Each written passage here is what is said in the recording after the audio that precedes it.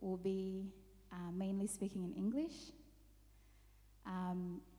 but anyone can use whichever language they feel free to use.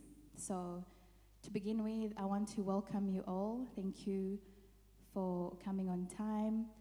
I want to welcome our bishop, our pastor. May you feel welcome in this place. I want to welcome the members of Peniel Revival Church. I want to welcome the visitors, our youth that are visiting today. May you feel welcome. Before I proceed, I just want to welcome Olivier to give us a short prayer, an opening prayer. Thank you.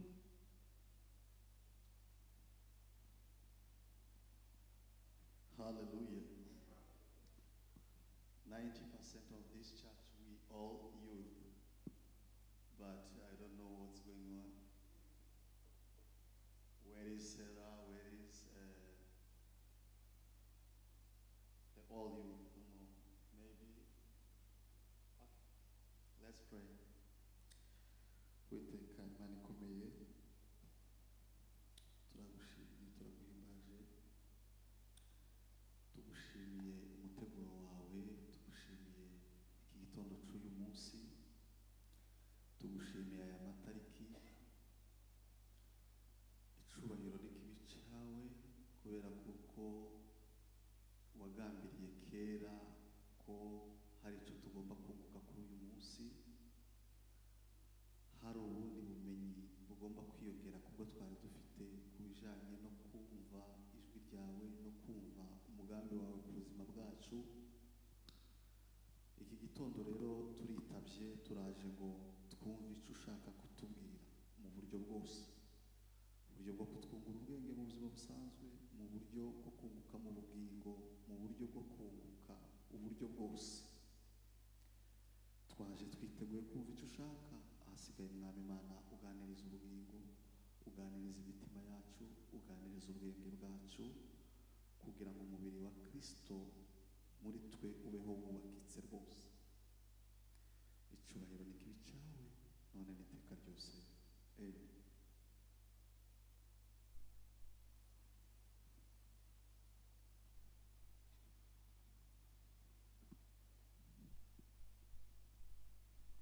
Amen. Thank you, Olivier, Papa Niven, for that prayer. Let me welcome Merci to give us just one short song. And then we can continue after that with our presentations.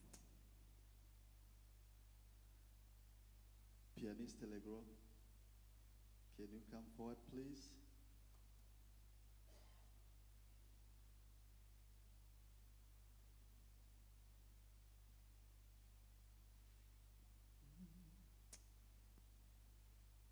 Allegro, adufashe kuri piano.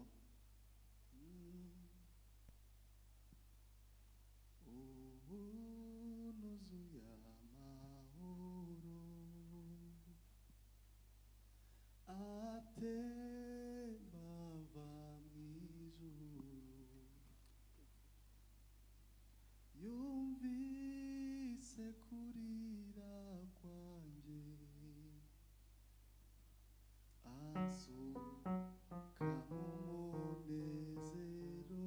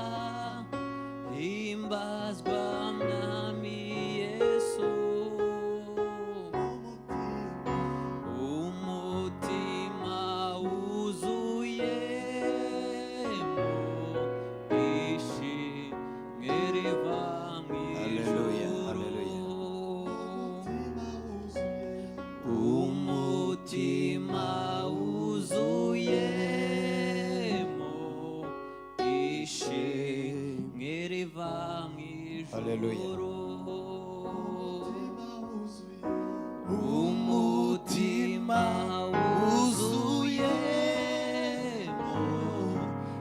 ishimwe riva mu ijuru, umutima wuzuyemo ishimwe riva mu ijuru.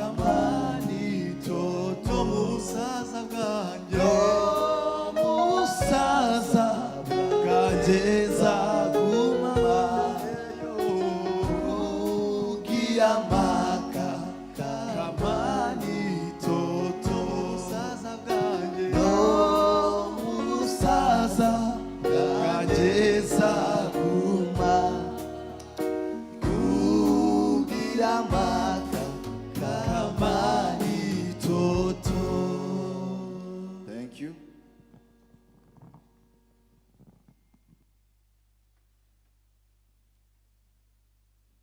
Thank you so much for that opening song and the prayer before.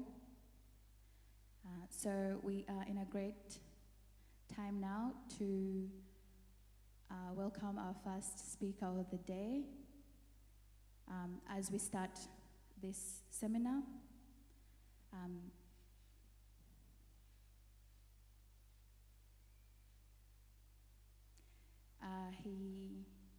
He is a professional. He is a geospatial specialist in his field. He is a man that we all love. He is a husband, a dad,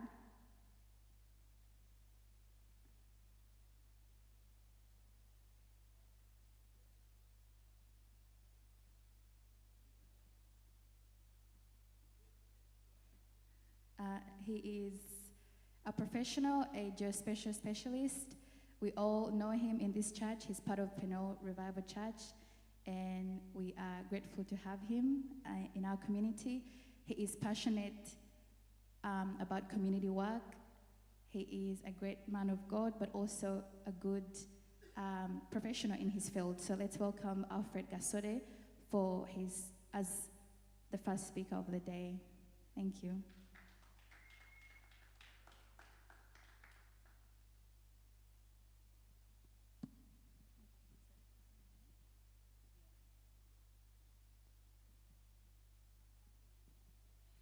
Good morning.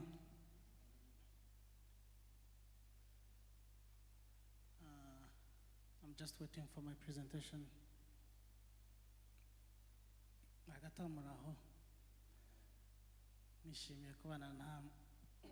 I'm so glad to be here this morning, and I'm also thankful to the organizers of this event, Legro and the team. Thank you for inviting me to talk.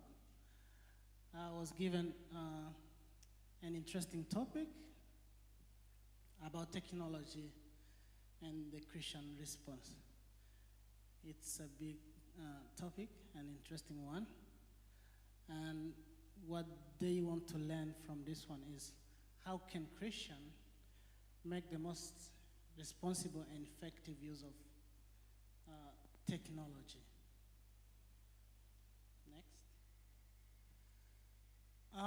Yeah, technology is everywhere, and it's shaping how we communicate, how we learn, and how we worship. It's not a secret. It's part of our life. We can't get rid of it. It's everywhere, and the world is now connected than ever before. Is everything right? You want me to stand here? Here? Okay. I hope everyone can see the presentation. Okay, thank you very much. Yeah, I was saying that technology is everywhere, and it's changing how the world is looking like, and we can't get rid of it, and the world is now connected than ever before, and it's part of our life. So if you're talking about technology, it's embedded in our daily life. Next.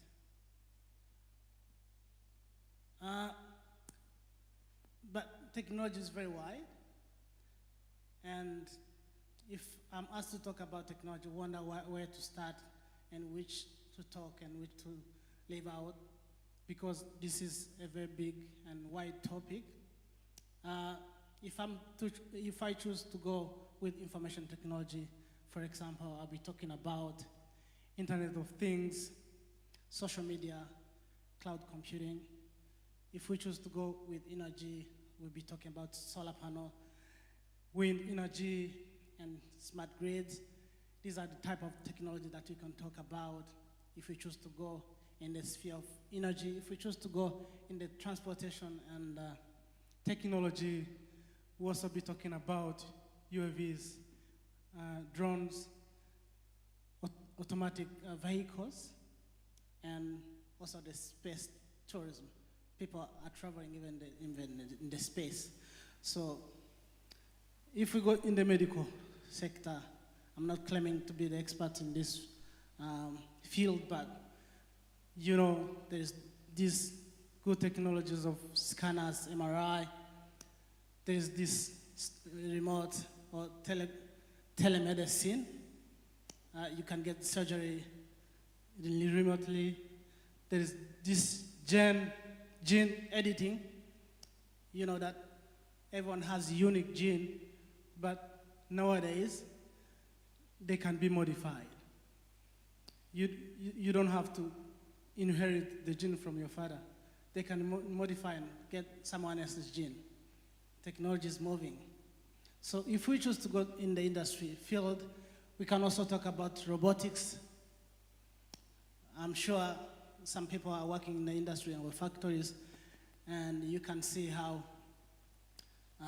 robots are making their life easier. And if we also talk about 3D printing, we used to have like printing on the 2D, like on the flat screen, but at the moment, we can print the 3D equipment. And this is the technology that's moving. If we talk about agriculture sector, there is also an advanced smart agriculture that you can talk about. And this one is like creating the climate that is needed, that is required for a kind of crop. For example, if you're growing tea, and tea requires this temperature to grow in the normal condition, and the outside environment is not giving you the right condition. With a smart agriculture, you can create that environment in the warehouse. The temperature that you want,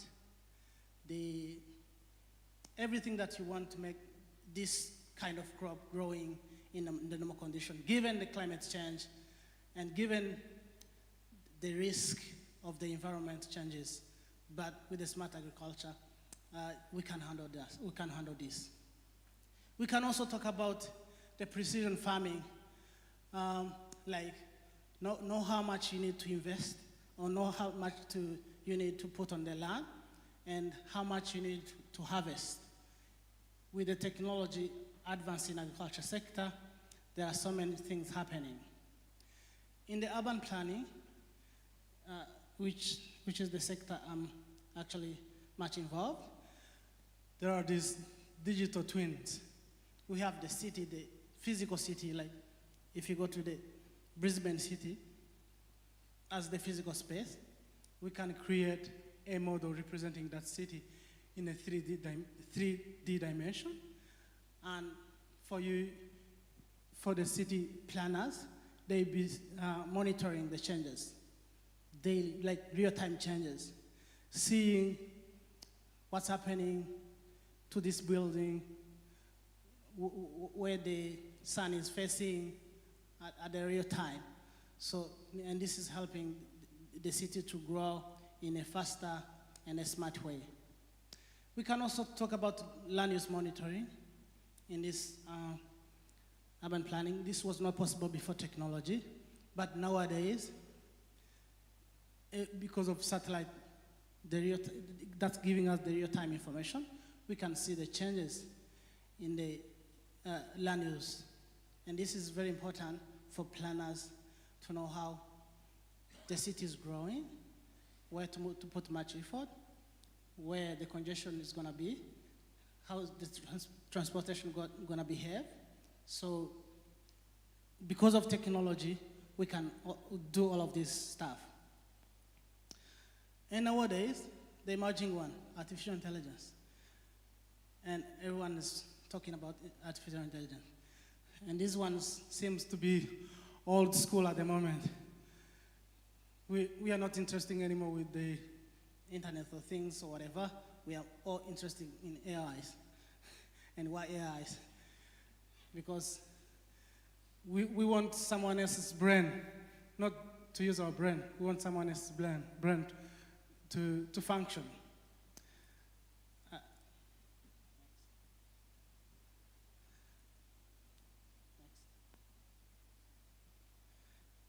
Yes, and yeah, some people will say that, yeah, we don't know, there are uncertainty, we don't know what's happening, and we're not sure about the future. And I can tell you, technology is not evil. This is something that comes from God. In the Genesis 1:26, the human were created in God's image. And we're given the ability to create, to build, and to innovate. And this is the ability that was given from God. If you read Exodus 31, verse 1 to 5, you see that God has given Bezalel the specialized skills to create advanced tools. So the technology that's there today, it's not evil. That's the ability that God has given us to make the world better. So if you go back in the history and you read the Bible, you know about Noah's Ark, you know about the Tower of Babel. These are the ancient historical achievement in terms of technology. But today, we are on the other level, on another dimension of technology.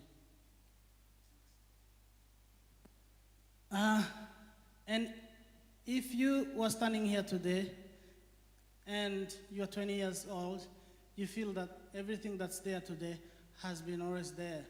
No, it's not the case. In fact, the first airplane was invented in 1903. I'm sure there are people who are still alive who has experienced the first plane. And yeah, that's not so long ago. And the first computer was 1945. I'm even sure, even in this chart, there are people. My grandpa is older than computer invention. And how about internet? My father is older than internet, 1969. And how about mobile phone? Maybe some people in the room are older than this, 1973. And how about internet? Me, I'm around there. I should be around there. Yes. Yeah. And how about all these social media that we use in our daily life? Oh my God. I'm older than all this.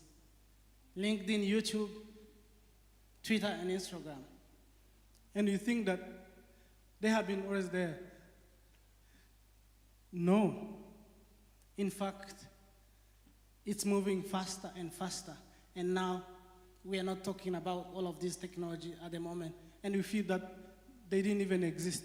But whatever we're achieving today was based on at least these key milestone achievements in the technology. Since we are from different field and different understanding, so I chose to go with information and communication technology. So this is my focus of today, because I can take you to energy, I can take you to agriculture, I can take you to planning, but we have something in common, the information. We communicate, and we need information, and digital information is everywhere. So this is why I choose to go with information technology.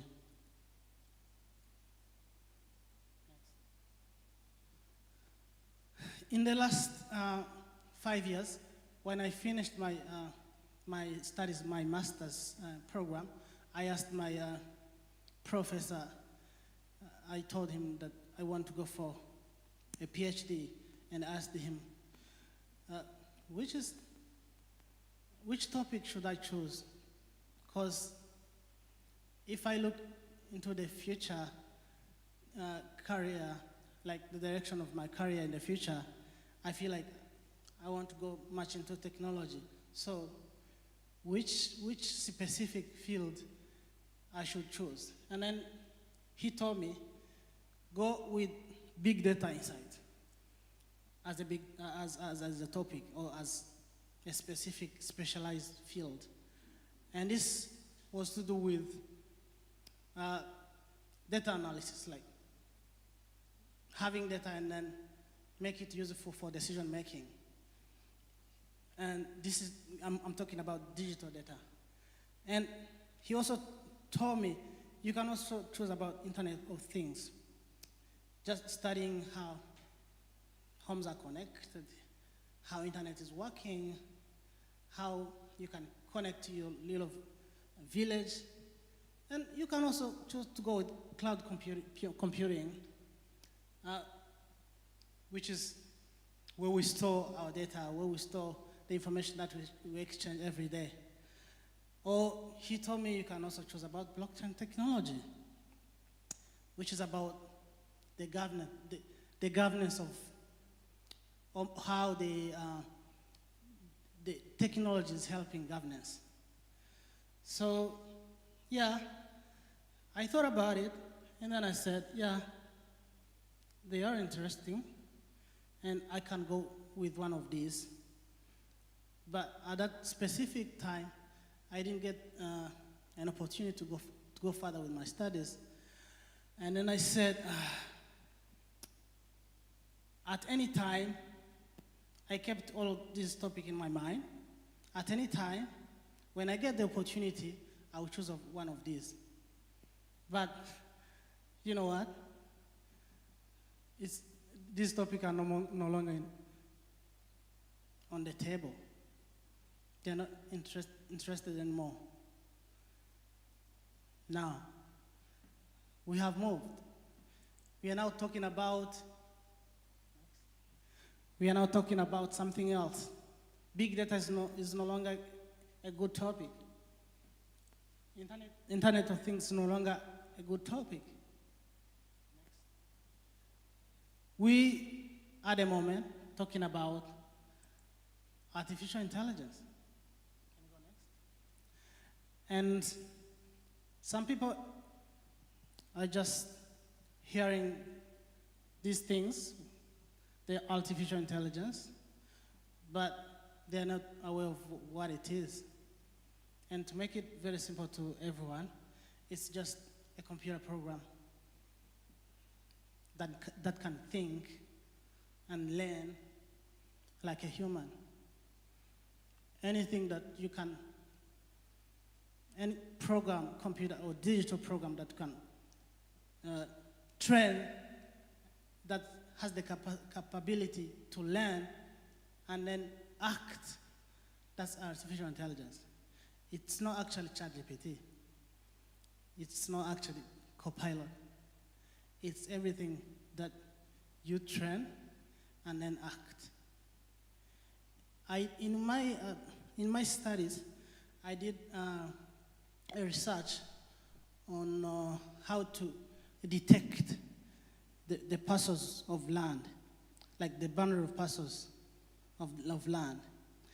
And in the past, there was this challenge to digitize, like to draw each parcel of the land. And this has been the challenge to countries. Like at the moment as I'm speaking today, 30% of the countries in the world have the digital cadastral system, what we call cadastral system, like the digital database of the land with the drawn parcels. So in my research, I tried to train the model to pick the parcels, giving the samples of the parcels, boundary, and run down the model, and then the model go and digitize the entire country. So that's artificial intelligence. Because you're training the model, you're giving the model the characteristics, just pick something that's similar to this, and then it's gonna take the entire country in 1 sec. And this has been the process of years and years. So this is artificial intelligence. And how does it work? It learns from patterns. As I was saying, you give the model, you train the model to pick something similar to what you want, and then the model will do that for you. That's learning from patterns and rules. So it's built on machine learning, training of database. Whatever you put in the internet, this is everything. We are all users of the internet, and we all supply data. So this data can be used by someone else to reveal patterns depending on what they want to achieve. So, and then by revealing patterns, you end up with having analysis, millions of pages in 1 second. That's artificial intelligence. And people or companies or even countries, they're investing much money in this kind of technology. And it's bringing something good for everyone. Sometimes, if I cannot use my brain, I'll ask GPT. I'll ask someone else, because I don't have time to think. So I'll just jump and run and ask and get the instant answer. And it's also making the job efficient. For something that you have been doing for 5 hours, and with the use of artificial intelligence can be done in 5 seconds, yeah, for the employers, then they're happy because it's efficient on their end. And things are getting more automation. Like there's automation everywhere. And there are even more learning platforms in this kind of AI. Yes, if I talk about AI in terms of as a concept, so some people might not understand what we are talking about. But let's take an example in the real field, like in medicine. Can you imagine chatting to an AI app, giving the characteristics of how you feel, and then the AI will give you the prescription and even suggest you how to take care of your health. This is really good. And sometimes it can be even much better than doctors. Because this one, we consult millions of books, millions of ideas published online in 1 second, and then you get the recommendation. This is really good. How about in law and justice? You can imagine having a case in court and then go to the internet, explain the case in details. And then the AI will go visit all the laws, regulations, and all the books, international, even nationally, and then provide you the recommendation how you should approach this. And this will even give you the outcome. You're gonna fail on this one. You know, this one, if you defend this one in this way, you will succeed. Isn't it right? Yeah. And how about in education? Yeah, this is a very big topic in education, because at the moment they don't really have an approach on how to deal with this AI. Because professors are confused, so everyone is confused. How are we going to change the curriculum? Because if I give an assignment to my student, they will just go and ask AI. At the end of the day, they provide me with good answers, like good essays. And yeah, and sometimes it's not even, it's hard to detect that this is different from what someone wrote. But you have to be careful. So this is, you can add more, even in your field. You can add more. There are people in finance here. They know how impactful this AI can be. And this is affecting the society. If we talk about job, yeah, people are losing job because of AI. I have a real example in my company where I work. Someone came, my company hired this one because he's a good programmer and he was brought here from the US. So he created an AI tool, and this one was like jumping. For us to get our end product, we need to go through 5 steps. And this one, this AI tool, you only need to do 1 step. And all the other steps,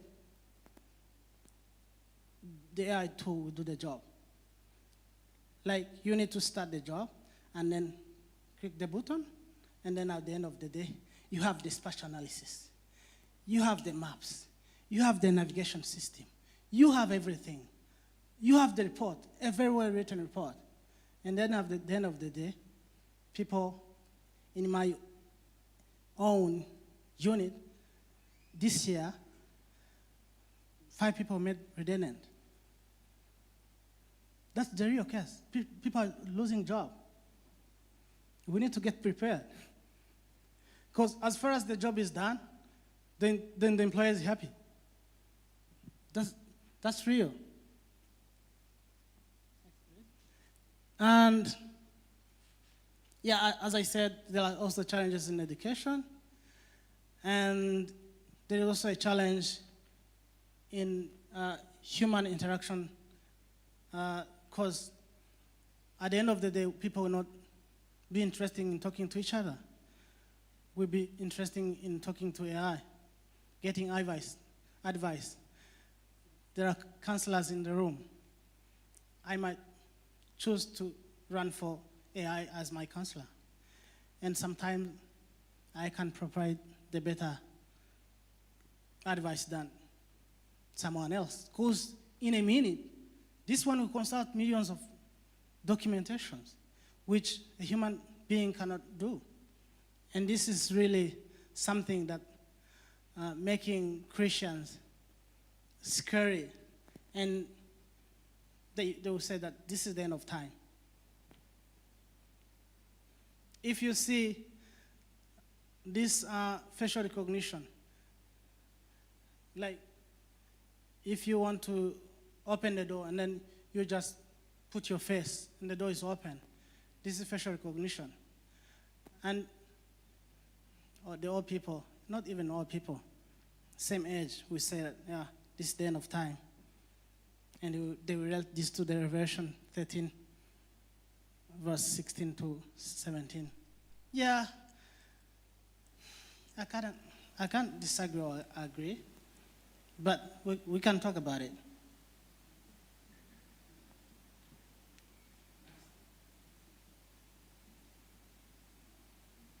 Next. Okay, let's talk about it then. How a Christian should behave in this changing environment, in this changing world of technology.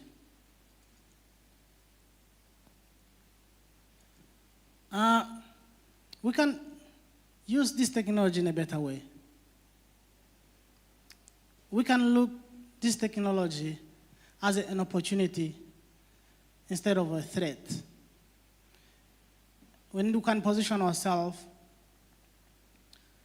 to use it to benefit the world, to benefit the mission of the church. If we align this to our faith and then try to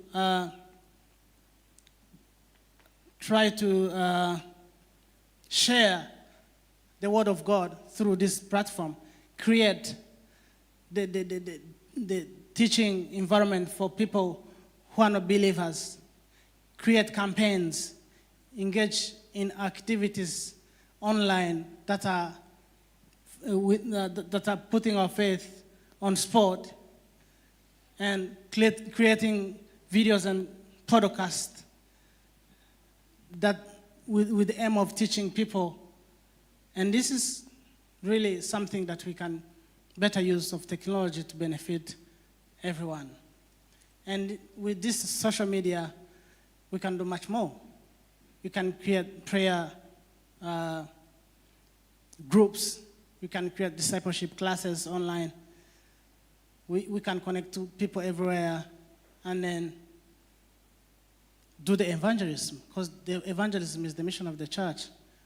And with technology, with information technology, it can go further and fast than ever.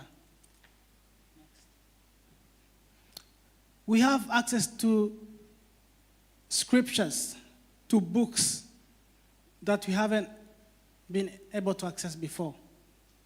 And with accuracy, you can choose to search a specific topic and you get millions of publications on this on a chosen topic.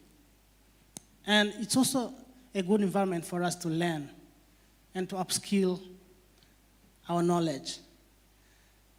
And it is also, but we should also use this in an effective way and balance the screen time or the learning or the learning and habit from this exposure to the computers with our own time, the usual time that we used to spend on the internet or on the computers should be hand in hand with the time that we spend out of this technology sphere.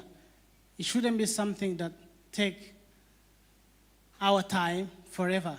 We should also learn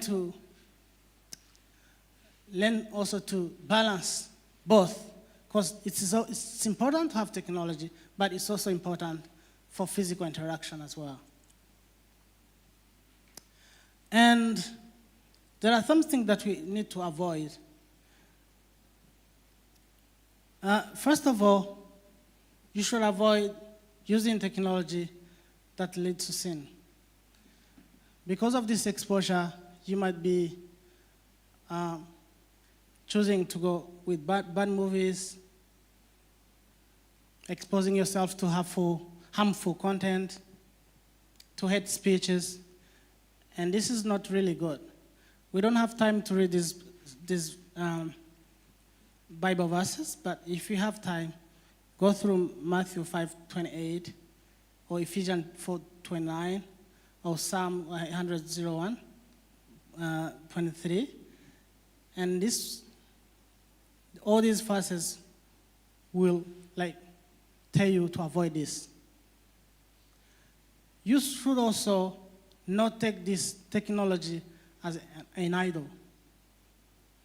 When you repress physical people, the role of physical people that they play in your life, and you replace this with social media's entertainment devices or whatever, this is not the purpose of technology.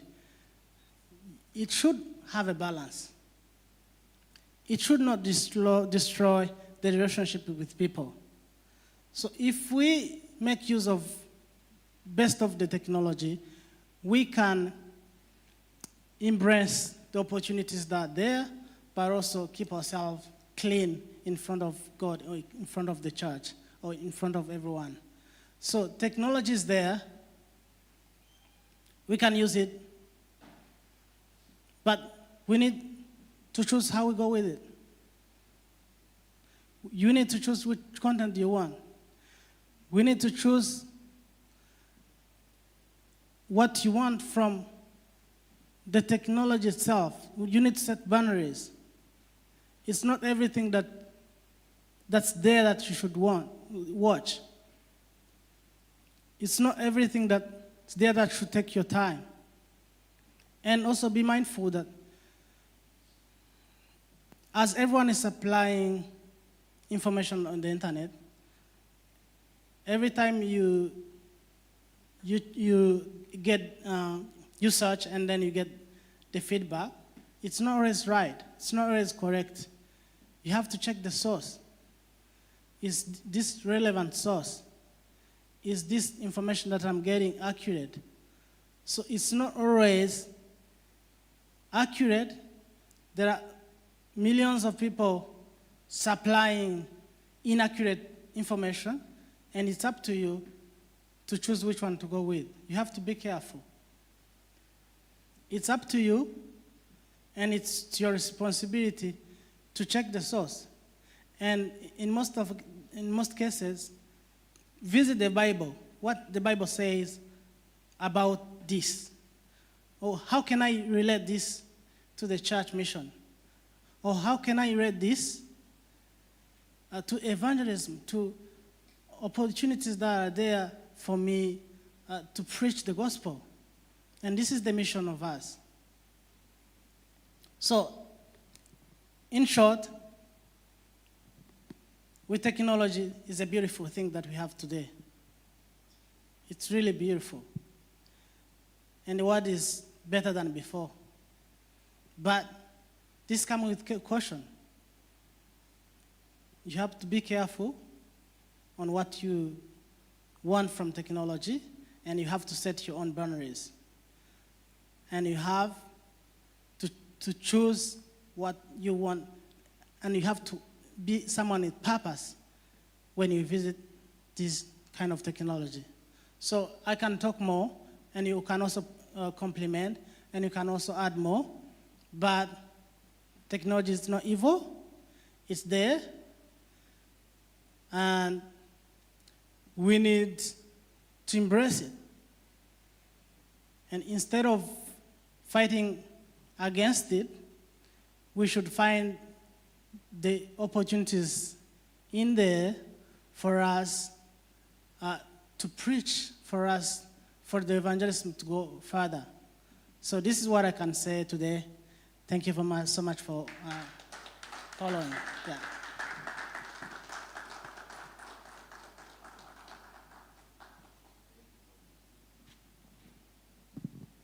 Thank you so much, Alfred, for that informative presentation. We've learned so much. There's been some things that we're reminded of, the benefits of technology, the challenges, how we can use our social media to spread the gospel, to be a good influence as a Christian, but to also use it well in our jobs for better ease of our roles. So thank you so much. May God bless you. Thank you for the time that you've taken to prepare that.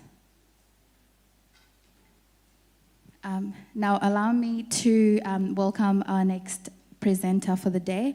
He's actually a guest in this church. It's probably his first time being here. So we thank him for taking the time, creating the time out of his busy schedule. He is a young adult, passionate about giving back to community. We've seen him in leadership roles such as IIG. He is a profession, and in his profession, he is a mortgage broker. And if you're in a stage of looking for a house, of buying a house, he's a great person to speak to about this. So let's welcome Jean-Mike Jabot.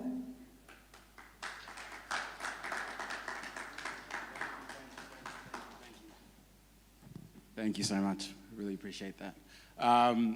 Wow. Firstly, I would like to thank Alfred. AI is a very, very, very big tool at the moment. I think if you don't utilize it, you will fall behind, right? Just a quick testimony to what our brother was talking about before.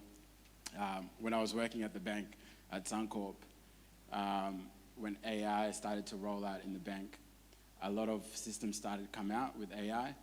And I'm one of those people that it takes time to really adopt things. And there was this new girl that started, and everything that came out, she would jump onto it straight away. Bang, bang, bang, bang. And I noticed her progression and her influence with the company started to move very quickly. And I started to think, I've been here longer than this girl, and she's moving forward very quickly. What is the difference? I sat back and I observed, and I noticed that she's an early adopter, right? She jumped on, embraced it, used it, utilized it, and then ultimately then used it to her advantage. And she was able to get ahead, and she's doing very, very well right now. I'm not at the bank anymore, but one of my friends who's there told me she's moving places, which I love. So guys, if you're not utilizing technology to your advantage, you're only missing out. You're disadvantaging yourself. So take the time, learn about it, talk to people like Alfred who are well versed in technology and they know what they're talking about, and adopt it, and trust me, you will thank yourself later. Awesome. Cool. Let's jump into it. All right, guys. So today I'm obviously here to speak about finance. I'll just, next slide. Cool. Just a little bit about me. My name obviously is Jean-Marc Jabot. I'm from Rwanda, ndi Umunyarwanda. My Kinyarwanda is not the best, right? I try, but ndekukiga, I'll continue to learn as much as I can. And if you guys can teach me more and more, I'm always open to learn. A little bit about me, my personal life. I was born in Tanzania, grew up in Kenya in my childhood, and I came here in Australia in 2006. So I actually had never actually been to Rwanda until I went back 2 years ago, which was a very enriching experience. I have a lot of my family members who still live in Rwanda, so it was very good to be able to go there and spend time with them for the very, very first time. More about my personal life. I have my mother, father here, whom I love dearly, I respect very much. Everything, I always say this, and I make sure to honor them in every space I walk into. Everything that I am and everything I hope to be, I owe to my parents. Of course to God, but to my parents as well. Secondly, guys, my professional life. I'll tell you this. I'm the middle. We have 6 children. My parents have 6 children. I'm right in between, right? I'm the middle child, the naughty child, right? The one who gets in trouble the most, the one who's always seeking attention, the one who's always, if I want to do something, I'll do it, even if my parents say no. That's how I grew up, right? And so when I finished school, I finished high school, and when you finish high school, they ask you, what do you want to do with the rest of your life, right? And how is an 18-year-old kid meant to know what they're supposed to do with the rest of their life, right? It's a big question. It's a daunting question. I didn't know what I wanted to do. I did not have the clarity. I did not have the character to know what I'm going to do or dedicate for the rest of my life. And so being the kid, the mischievous kid that I was, you know, naughty kid that I was, just doing me, I didn't care. Undi Papa Anje came into my room one day. I said, Mike, you got 2 choices. You find something to do in terms of work full-time, cyangwa go to university. And I was like, work? I don't want to work. I said, okay, I'm going to go to university. Luckily for me, my grades weren't too bad. I never focused in school, but my grades weren't too bad. So I had the option to go to university. So the way I picked my subjects, the way I picked my course at university, I opened the book. There's a QTAC book they give you when you finish school. And it's got all the different things that you can do. And so I opened the book, and I literally just went like this. This science, no. Physics, no. Maths, no. Business, I think I can do business. International, I think I can do business on an international level. Okay, cool, I would do business. And that's literally how I picked my course. I picked international business. So I did Bachelor's of International Business, and then I did another degree, Bachelor's of Government and International Relations. And that's random, just by random. I picked it by random. I went to uni, not of my own choice, not of my own doing, because of the influence of my father. And I started to do uni, went through it. I attended the first class. I didn't attend another class after that. I attend the first class, go to the exam. Once again, fortunately, I somehow passed. Miracle. Look at God. God has been with me. God has been with me from the beginning. So I would pass my subjects. And when I say pass, guys, I'm not talking about distinction, high distinction. I'm talking just pass. Just that. Just squeeze through. Just a nice squeeze. And for me, that was enough. Right? I was like, you know what? I passed. I can move forward. And then that's what I did. And for the most part, that's how I went through. That's how I went through uni. And I was going through uni, and I was doing what us young people love to do, go out, party, and at a certain point, that gets old, right? It gets old. And then you get to a point where Tanjakui was sorry guys if I keep missing English in Kinyarwanda, right? But Tanjakui was like, what's the purpose of this life? What am I supposed to do? Like, is this how I'm going to live for the next 30, 40 years? And then my last year of uni, that's when things clicked for me, all right? It clicked for me in the sense that I was like, all right, everything our parents have sacrificed to get us to where we are, and I'm wasting my time, all right? Other kids are graduating with distinctions, high distinctions. People really care about what they're doing, and I'm just here careless, walking through life, just doing nonsense, really. And I said to myself, okay, things need to change. So I made a personal decision, a commitment to myself. I started to invest in myself personally, read books, go to conferences, seminars. And then when I started to do those things, my personal identity began to change. And so the way I started to see myself changed. And then I looked at myself in a completely different way. And I started to have different ideas and different thoughts about what I wanted to do. And then at the towards the end of my uni, 2 of my friends and I, we started an organization investing in greatness. It's been going on for 8 years. And it's been an amazing experience, and it's still going on right now. And I'm very proud of that, right? So that's my personal life.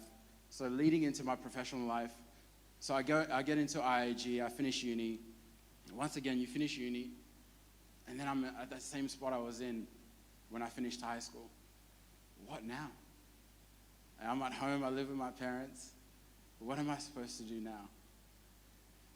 I'm like,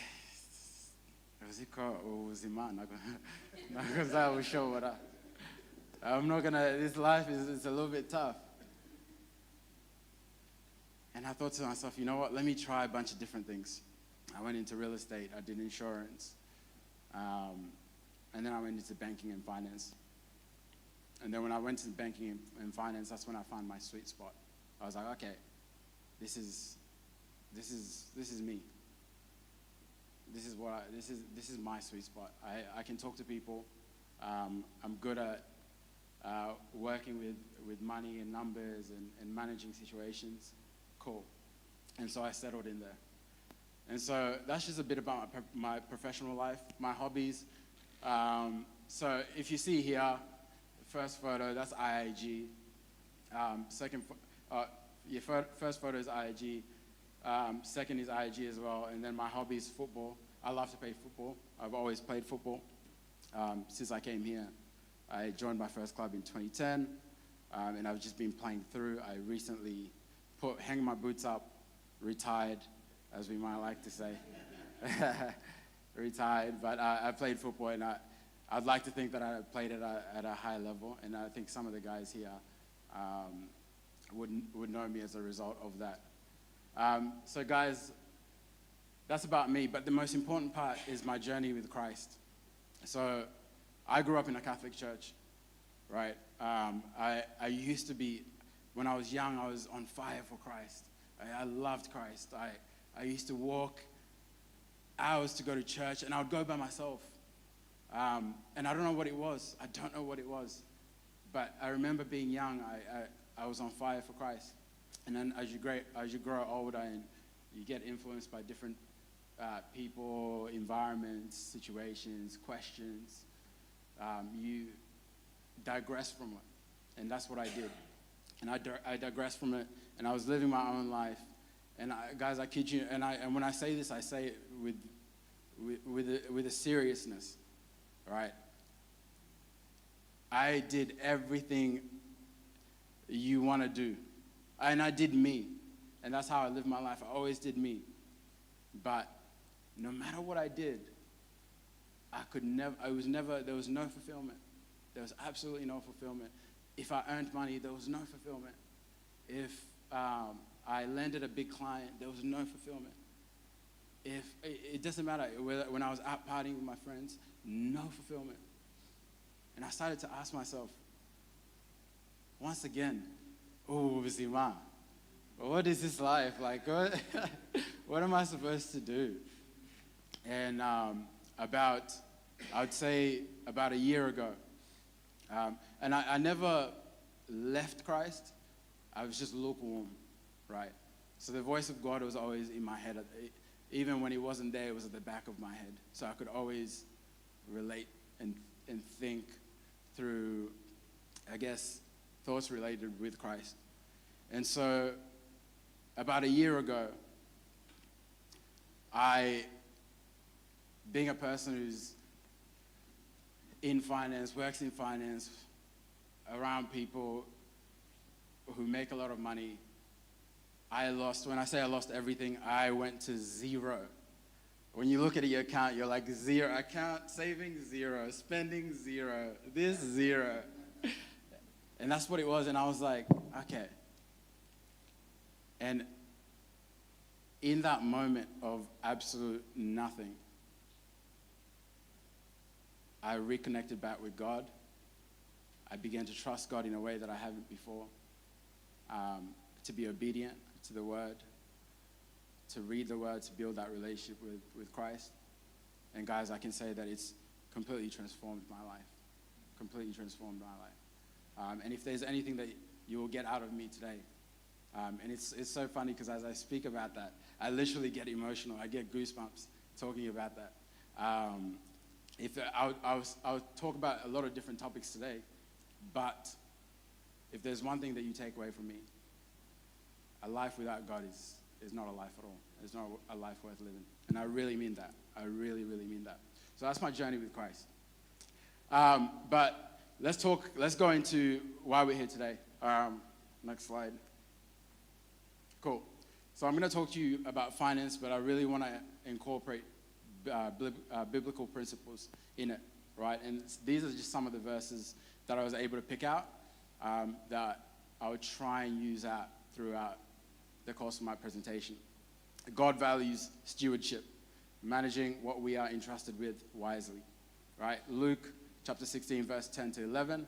Whoever can be trusted with very little can be trusted with much. If you have not been trustworthy in handling worldly wealth, who will trust you with true riches? Proverbs chapter 10, verse 4. Lazy hands make for poverty, but the diligent hands bring wealth. Proverbs chapter 10, again, verse 4. Do you see a man who excels in his work? He will stand before kings. He will not stand before unknown men. Last one, Proverbs chapter 28, verse 20. A faithful person will be richly blessed, but one eager to get rich will not go unpunished. Guys, I say this. I put these up because they relate to me personally, right? When I was younger, we all, right? You get to a point where you want to make money, you want to be wealthy, you see people driving the new car, and you want to drive the new car. You see, and guys, social media is a liar, right? Is a liar. Comparison is a thief of joy, right? And social media has made it very possible for people to compare each other very, very quickly, and it takes away from the reality of life, what it truly is, right? And guys, one thing I want to highlight here is everything starts with your ability to work. You have to work. You have to get out and do things, and it doesn't matter whether you work at McDonald's, whether you work corporate, whether you work labor, it does not matter. You have to go to work every single day as if you're working for God, right? You cannot come to church, praise God, and then go to work and act like it doesn't matter, right? He who excels. I really love this because this is one that I personally just go with every single day. Do you see a man who excels in his work, right? Just think about your own personal lives. Think about individuals that excel in what they do, and think about the character traits that they have, the personality traits that they have, right? They walk quickly. You tell them to do something, they do it now, right? Be that person. Be the person who does things now. Don't wait until tomorrow. Don't wait until, if somebody asks you to do something, do it now. If your parents ask you to do the dishes, do it now. How you do one thing is how you do everything else, right? How you do one thing is how you do everything else. If you think you're going to be lazy here, right, and be diligent in your work, you're lying to yourself. Because those traits will trickle down to everything else that you do. So guys, the very key of finances first, it begins with how you approach yourself, right? And it's a character trait. It's not a personality trait. It's not something that you switch on and switch off. It's a mindset. It has to be not something that you do, but something that you are. It has to be you. You have to be that person. When people see you, right, they say, wow, mngana, or mngana. Things like, there's people in our, sorry guys, there's people in our, I'm used to just, can I just speak or use this? Okay, all right, okay, got you. Right, so there's people that you meet and immediately they impress you, right? Why is that? Why is it that they impress you? Is because everything that they do is ingrained in who they are, right? And that's the person you want to be. If you really want to be an individual, a man of Christ, right? A man who's on fire for Christ, don't let it be on Sundays. Don't let it be just when you're here in an environment that is created to do that, but be that person outside, right? Let's go to the next one, please. So the very beginning of finances is budgeting, guys, right? And today I really want to, when I was thinking about finances, how do I make it in a way that's relatable, a way that is practical, in a way that you guys can actually take it and implement it into your own lives, right? Budgeting is a process whereby you plan your income to manage your commitments, right? Controlling your budget is a foundation of financial success, right? Without clarity, money disappears. Be very clear about your incomes and expenses. Guys, when we talk about budgeting, when we talk about being clear about your expenses, right? How many of you guys, just a show of hands, how many of you guys have a budget where you know exactly what your incomes are, you know exactly what your expenses are, and you track it, right?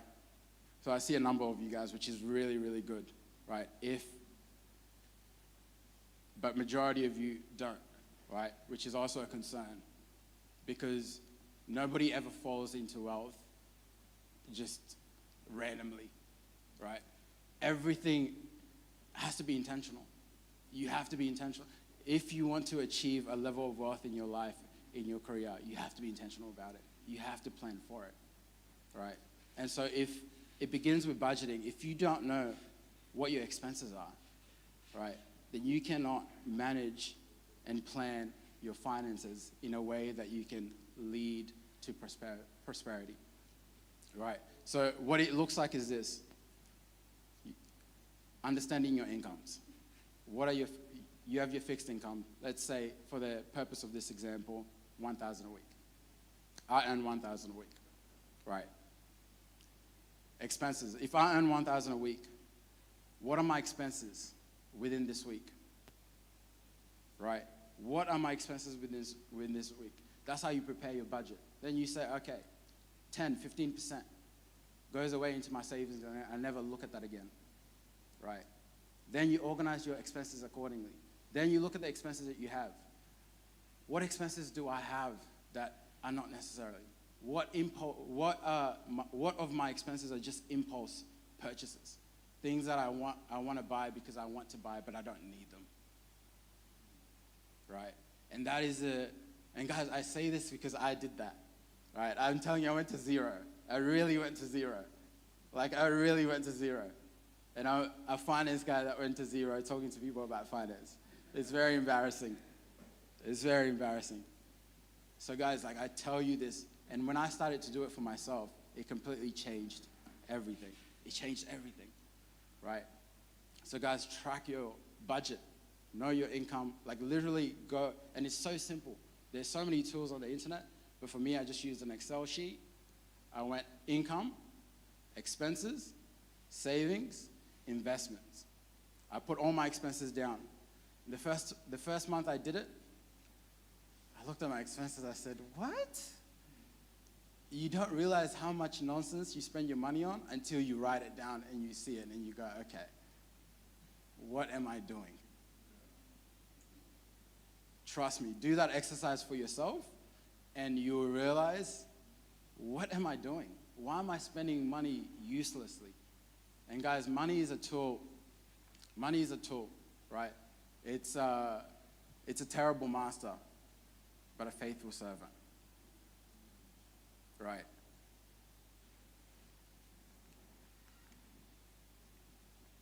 "86% of Australians have no idea about their monthly expenses and indicated that they have no budgeting that they work to consistently." 86% of Australians. So majority, there's another stat that leads onto this one. 90% of Australians have less than $3,000 in savings. Correct. Less than $3,000 in savings. So I want to mention MUHAWE driving. I want to mention MUHAWE, right? They're broke. They're broke. All these guys on the internet, they're lying to you. They're lying to you. And this is why you have to be, first and foremost, when you're grounded in your identity, when you're truly grounded in your identity, when you know who you are,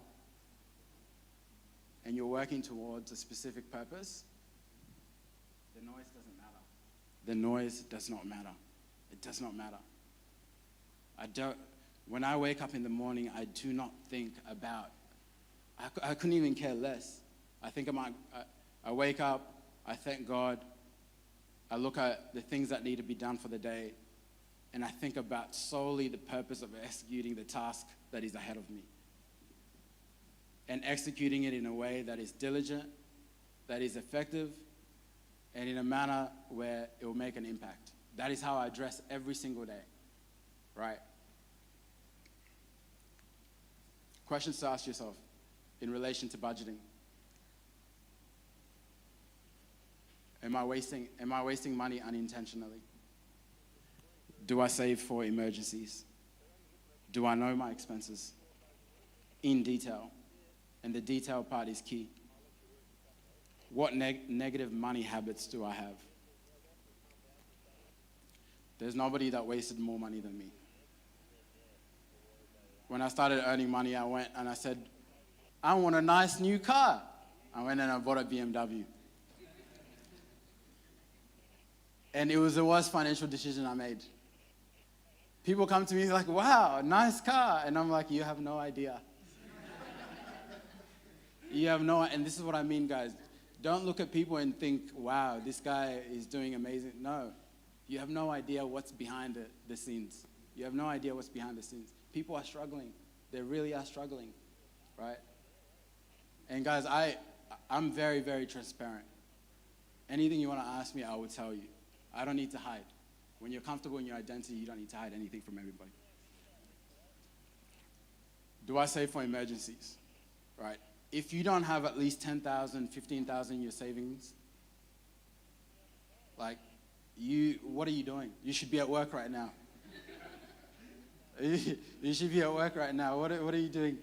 If you don't have, like, and I really, like, I know I put a light of joke into it. I know I put a lot of joke into it, but I'm very, very serious, guys, right? If you don't have an emergency fund, like, seriously, what are you doing? Why are you eating out on the weekend? Why are you buying coffee? You have to be very diligent about your finances. It's a reflection of your character. It really is. Because if you don't care about yourself and something happens and you can't even help out your family, what are we talking about here? Do you know your expenses in detail? Do you really know what comes out of your account? I didn't know. I really did not know. I had Stan, I had Netflix. Why do I have 3 different platforms to watch streaming? Why? Why do I even have one when I don't have emergency fund? Guys, know your expenses in detail. Really know your expenses in detail. And those that don't need to be there, remove them. And remove them immediately. Like when you get home today, go into your statements and start canceling. Netflix, delete, cancel. What negative money habits do I have? I have a lot of money. Me, like the person that I am, I love to, when I have money, I love to spend it with people that I love, right? My friends, my family, people who are close to me. If you're close to me and I have money, you're living a good life. I'll take care of you. But these are negative money habits because I used to get it and spend it, get it and spend it, get it and spend it. And at the end of the day, the guys that I'm spending on, they have more money than me. And I make more money than them. And I'm like, it doesn't make sense. So I have a friend. His name is Nathan. Love this brother. Nathan, I used to watch him. And he would grow his mind, like he was so diligent about his expenses and how he tracks everything. And we started uni. And one day I just asked him, how much money do you have in your savings account? We're at uni, we're not really working. He's like, I got 12,000. I said, 12,000? I looked at mine. Said, okay, cool. We continued going through life together as we do. A couple of years later, we both finished uni. He works in finance. Actually, we used to work together. A good time. Asking, how much money do you have? I got 40,000. He's got 40,000. I have not even $100. I said, oh my God. And I started to watch him. I started to observe him just quietly. And I started to notice different things that he did. So I started to copy him. When we go somewhere to eat, steak, this, that, add in a meal. He'll go, we'll go to eat, let's say we'll go to Hungry Jack's. He'll ask, what's on the voucher? Voucher. I'm spending $15, he's spending $6, right? And guys, these are little things, right? But over time, they add up. They add up. And by the time where we were 24, he's got 60,000 in his savings account. I have nothing, right? I have nothing. What negative money habits do you have? You have to know yourself. And this is what I meant. Begin to take insight of who you are. We all think what you think of yourself and what you really are completely different things. I learned the hard way, right? Budgeting into saving. Growing wealth requires wisdom and discipline. Proverbs 13, chapter 13, verse 11. Wealth grows little by little. You start early to build success, guys. Saving is all about behaviors, which is a reflection of your character.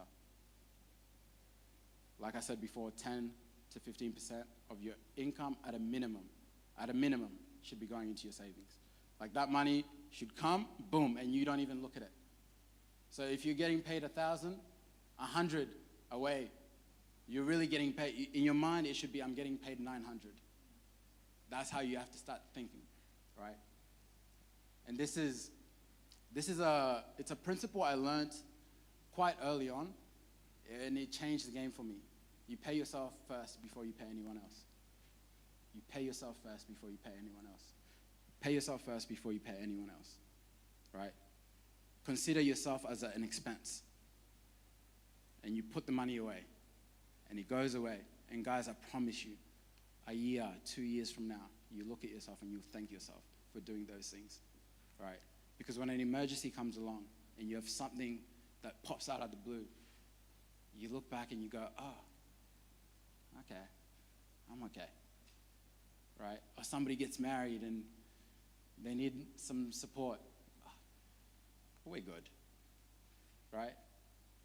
These are the principles that you're building within yourself. Furthermore, it is a character. It is a character that you're ingraining in yourself that will completely not only transform your life, but will transform the people around you, right?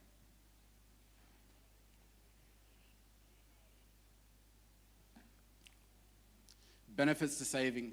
I absolutely love this. When I keep saying, you'll hear the word character a lot. When I was working at the bank, I worked at Suncorp. I was working in commercial finance, managing a portfolio of 450 million, doing transactions about 5 to 10 million. And the very first thing, when you assess a client, the very first thing, and I learned this when I went into the bank, is character. And I used to wonder, what does character have to do with money? Right? But character is absolutely correlated to finances. For example, back in the 1700s, where people didn't have the technology and all these things, right?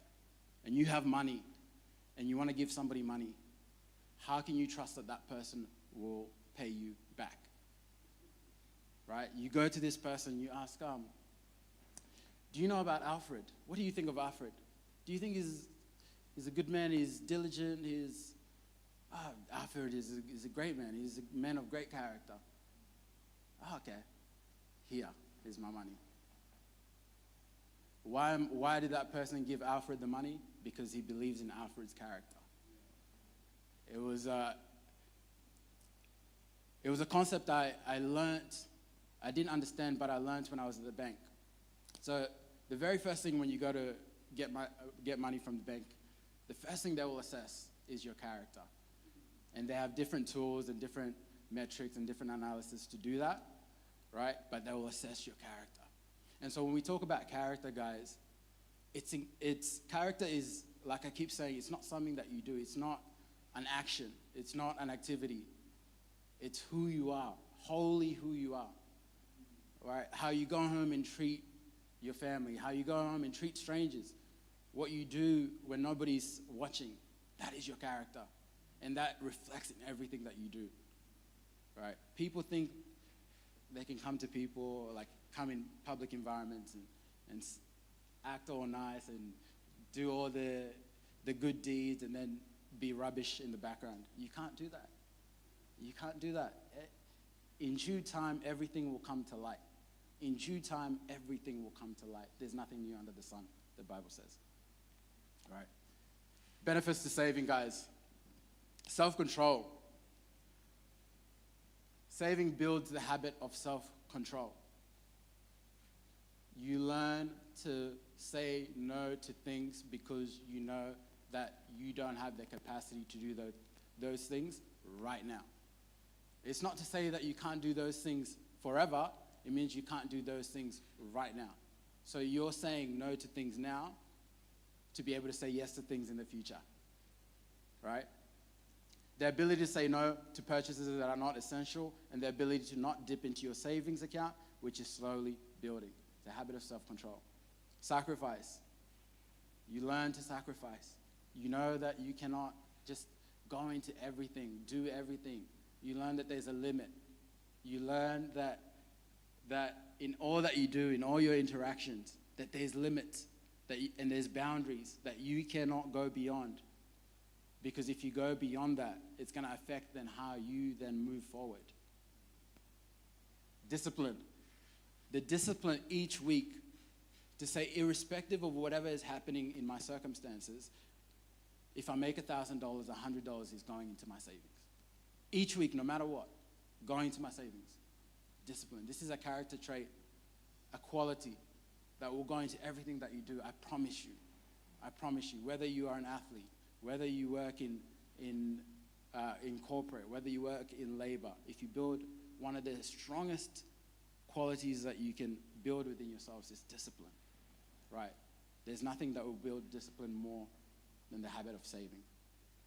Persistence. The persistence to keep on, right? To keep on going, keep on going. When you see 100 to 200, 2 weeks, 300, 3 weeks, you're like, when am I going to get to 10,000, right? Persistence. You just keep on keeping on, right? When you save money, you earn interest on the money, right? Compound interest, it starts compounding. And we'll talk about that a bit later. Obviously, motivation. Guys, when I talk about motivation, I don't really like talking about motivation, but I like to say more purpose, right? Be rooted in purpose. Truly be rooted in purpose. When I say rooted in purpose, for me, guys, with the organization that I run, I have an obligation to the people that I lead. I have an obligation to the community that we serve.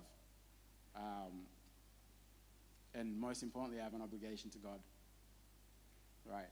And that's my purpose. So be rooted in your purpose. Really understand what your purpose is. Because we love to say things, but do those things actually have meaning? People say, I'm serving God. What does that actually mean? Don't just say things. Find what it is for you, what is your purpose, and work around that.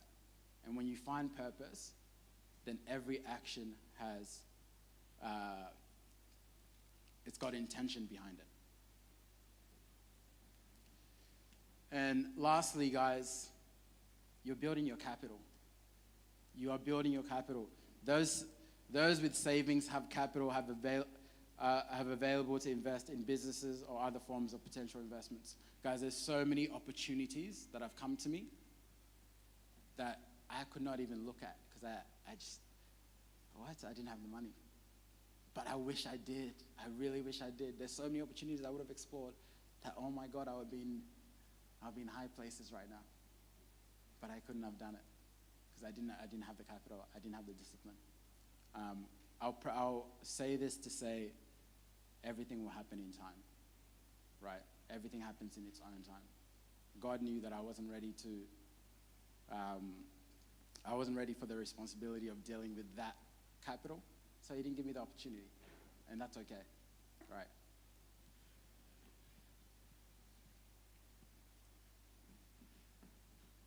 So guys, once you've started to budget and you've started to save, ask yourself these questions.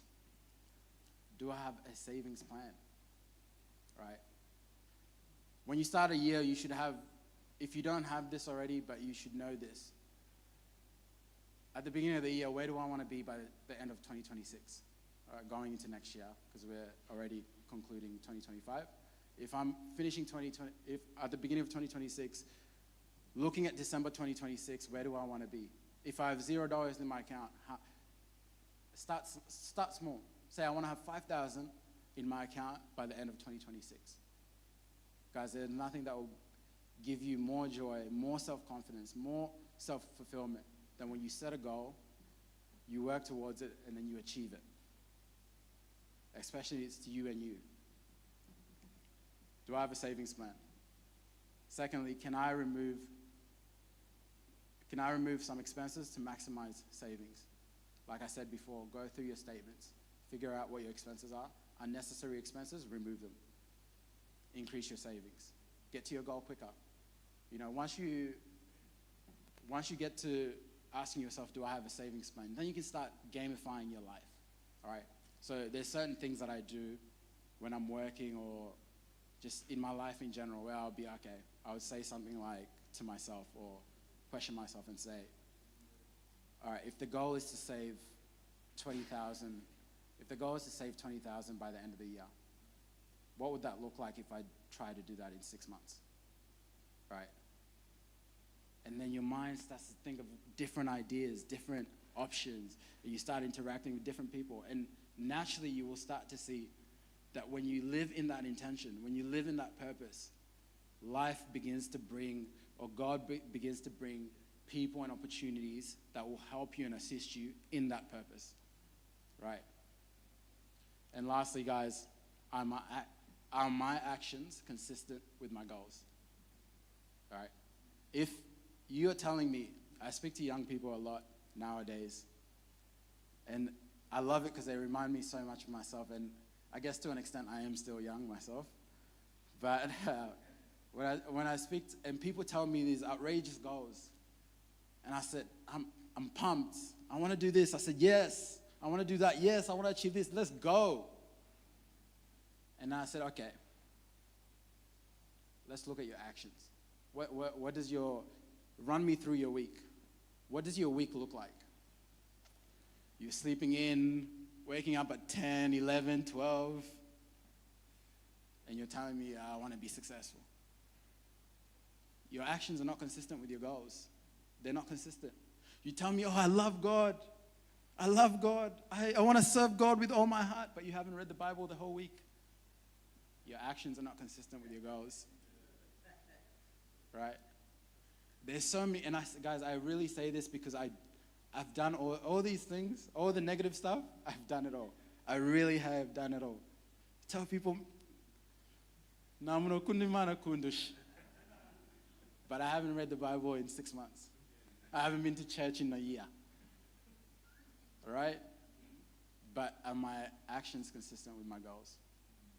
So really, really think about that, and that can apply to different areas of your life.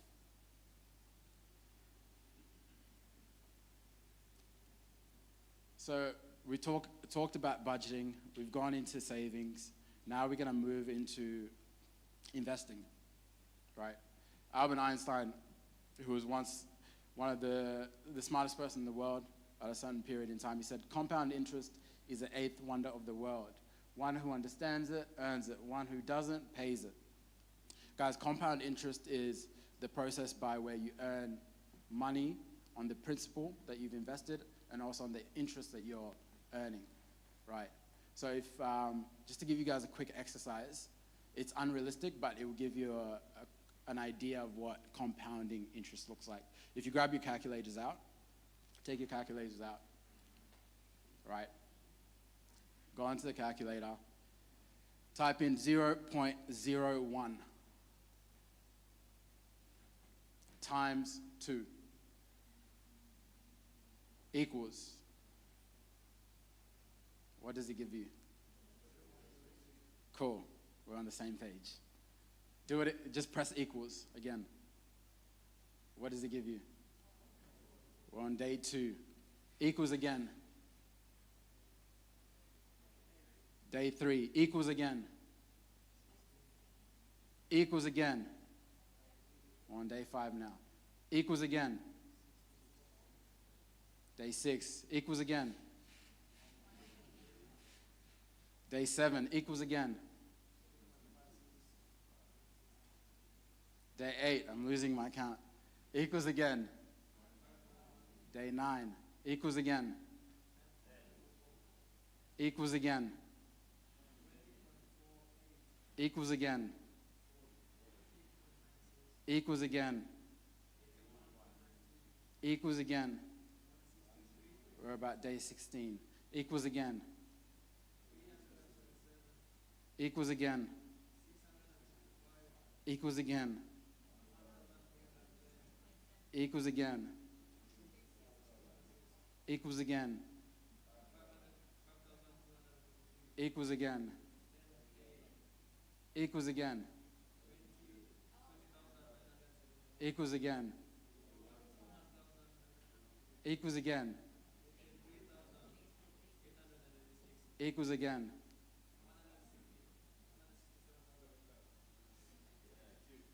Where are we at? So we're about day 21 right now. Equals again. Equals again.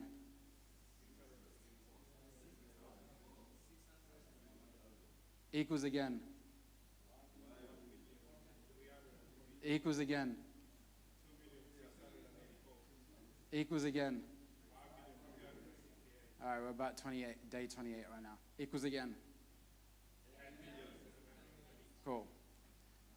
That's the power of compounding interest. You earn money on not just the principal amount, but on the interest. Because as the interest grows, you're also earning income on that. right? That's when you've budgeted, you know your budget, you've started to save. Then we get into the world of investing. And that's when life becomes interesting. When you get to that stage, guys, you're enjoying life, right? Because you know, okay, I'm comfortable.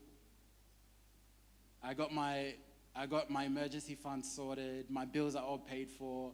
I'm tracking my expenses. I know where everything is supposed to be. Now you're walking in a different new light. You're a new man. You are transformed. You're walking with a new self-confidence. And that's where you want to get to. And once you get to the stage of investing, guys, this is where life becomes fun and money becomes fun. And you start playing games with it, right? But not too many games. Let's go to the next slide, please. Thank you. So let's go through different types of investments. And guys, I'm not going to go too deep into some of these because I don't think it's very beneficial right now, right? But I may touch on a few. So of course, superannuation, right? You can do voluntary contributions from your salary to super to boost your overall returns. But you guys don't really need to worry about that right now. Invest obviously in houses, units, ETFs, exchange funds, so you can invest in like the NASDAQ, S&P 500, managed funds, which I don't even know why I put that there. I don't even look at that stuff because I don't understand that stuff. Government bonds, right? Debentures. This one, when you have big money, you can invest it. When you get to 300K in cash just to spend, you can start looking at those things. But I don't even look at those things. Shares, right? Index funds, you can look at this stuff, and then cryptos, Bitcoin, hedge funds, you can look at that stuff as well. But I'll dive a bit more about, when we're looking at investing, guys, investment, when people think about investing, you have to be strategic. You have to be methodical about your approach, right? And one thing that people don't consider is risk. This table I did not create. I won't take credit for it. I have a mentor. His name is Jim Rosson, and he's 80 years old. He's a great man, a man of God as well. And I often go to him for advice, and he sent me this table. And this is really just talking about different types of risk when you're looking at investment. I won't go into a lot of these things because they're just, to me right now, unnecessary. It won't really add much value to you, right? But the idea that I want to get to you is that when you're looking at investing or when you're looking at putting your money somewhere, you have to assess the risk associated with it. You have to know what the risk is, right? But the reality is this: the higher the risk, the higher the returns. But you have to understand the risk, because sometimes the higher the risk, no return. All right? So understand risk.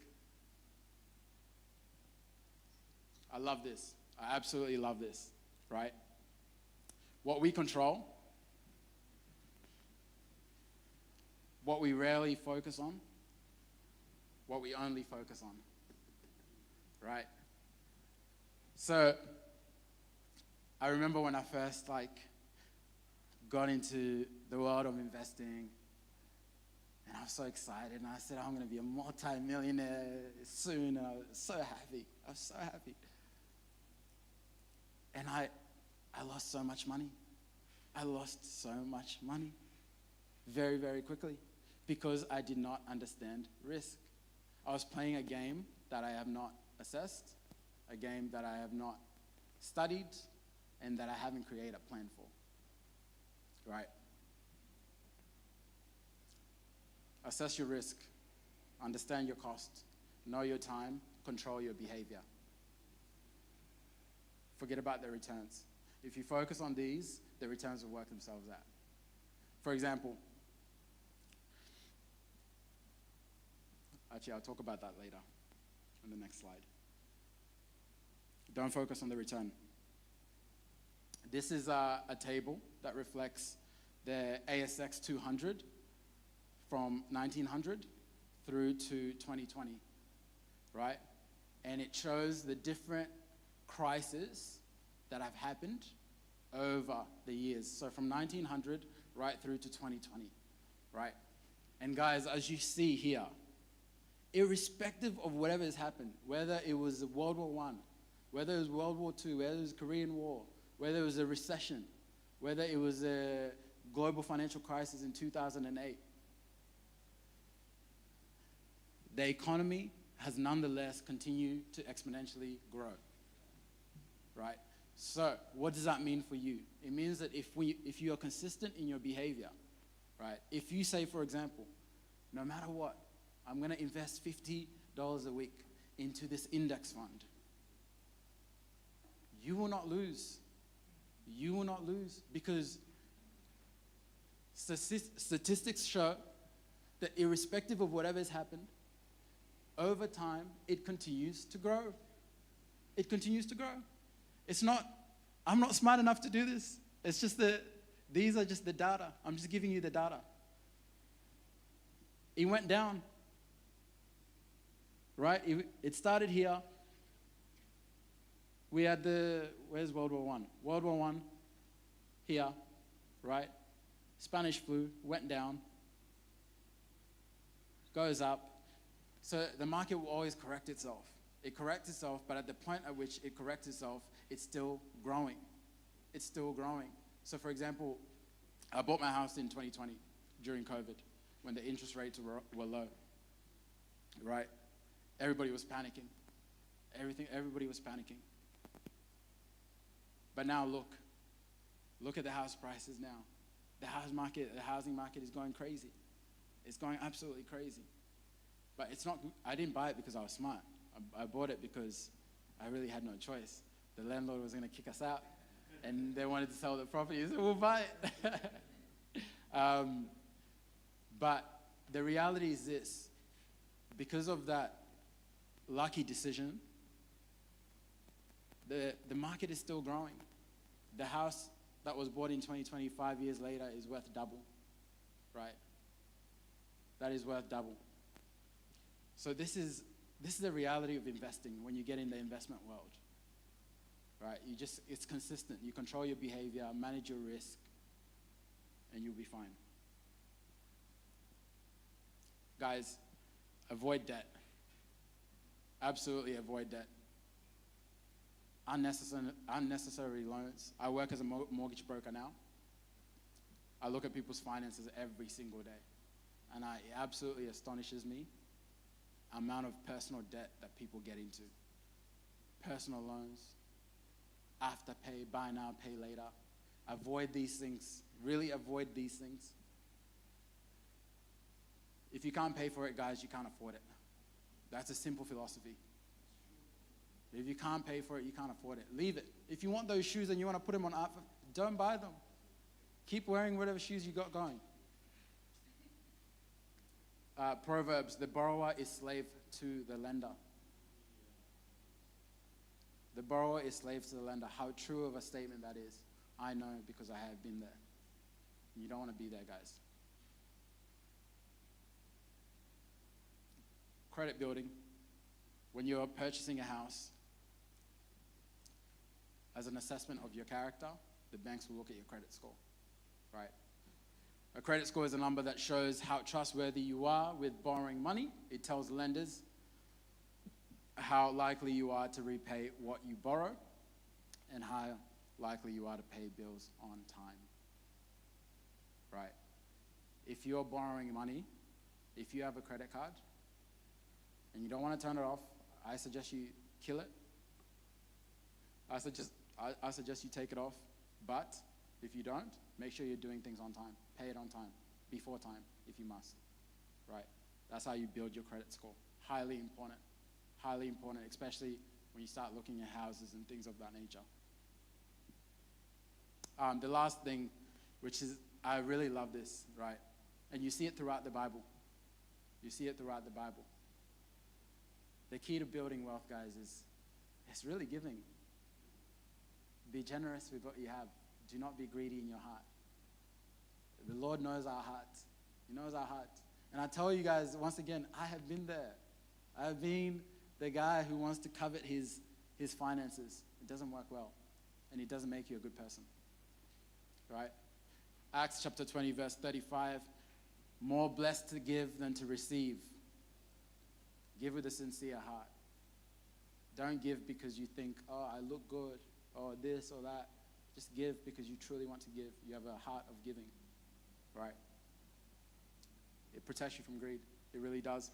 I'll just end with the story of Ananias and Sapphira. You guys know the story? Yeah? Would you like to share the story? Would you like to give us a brief of the story, anyone? Huh? Brief of the story?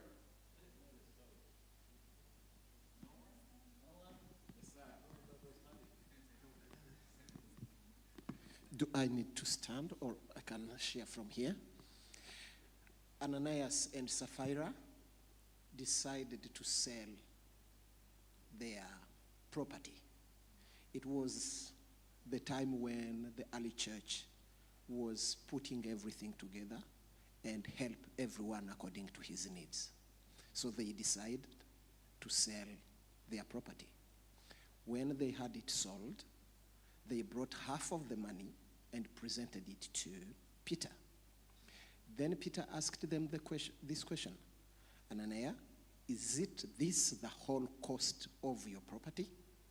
He said yes. After he said yes, and Peter asked him, why did you decide to lie to the Holy Spirit? Ananias collapsed, died. The present boys took him, buried him. When they were back, his wife came without knowing what happened to the husband. Then the wife was asked, okay, is it the whole amount of your property which you sold? She said, yes.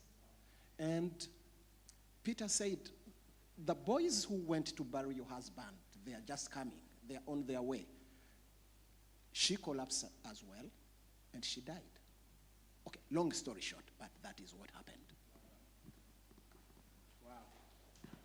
Wow. What a powerful story, right? What an absolute powerful story. That is, I couldn't have said it any better. That's why I had to get somebody else to do it, right? What a powerful story. But that is the essence, guys, right? Greed. You can do whatever you want to do, but what matters is what is in your heart, right? You want to build your wealth, your finances, not for yourself. And I mean this when I say this. The things that I do now, I couldn't care less whether it's for myself. But I want to honor God in everything that I do, right? And the question I always ask myself, if God asked me to drop everything that I have now and give it away, would I have the heart to say yes and be obedient? And if the answer is no, then we need to do a heart check.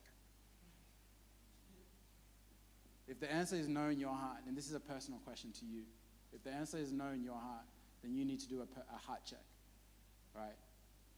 You see in the Psalms, David would always pray, God, create in me a new heart. Create in me a new heart.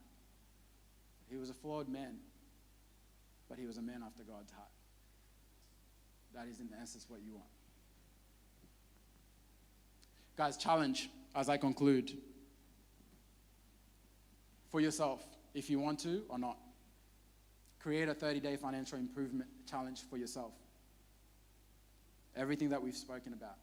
Budgeting, savings, right? And if you're up to it, look at different investment options. If you want to have a chat to me, very reachable.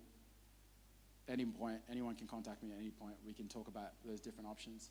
But create an improvement plan for yourself, right? There's, what's the date today, 29th? There's 32 days until the end of 2026.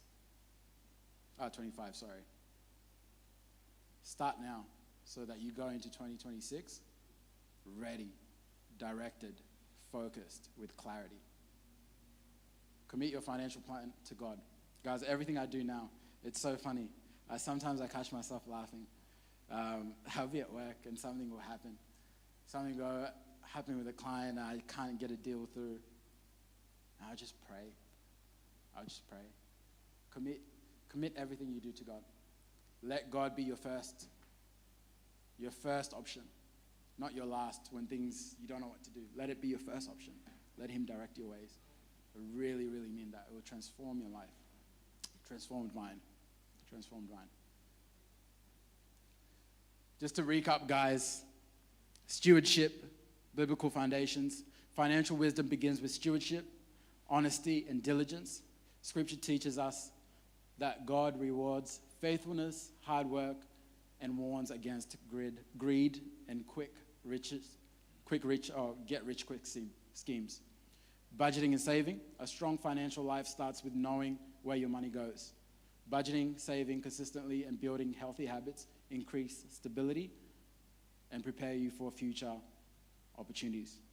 Investing early and wisely. Invest little by little, start early, and leverage simple options like index funds, compound interest, and consistent investing helps your money grow over time. Avoid debt and growing credit. Stay away from high interest debt. Buy now, later pay traps, unnecessary loans. Build a strong credit score by paying bills on time and using your credit responsibly. And last one, guys, generosity and integrity and faith. Giving reflects character, protects your heart from greed. Be sincere in your generosity, unlike Ananias and Sapphira, as we've heard. And your financial journey with a commitment to God and an intentional self-improvement. Guys, I just want to thank all of you guys. I hope that you guys were able to get something out of today. It's an absolute pleasure. It's been an honor. I'd like to thank the leadership team, Giselle, Andrew. It's been an absolute pleasure. I love giving back. I love being around my brothers and sisters. And guys, if I can ever help in any way, feel free to reach out to me. So thank you.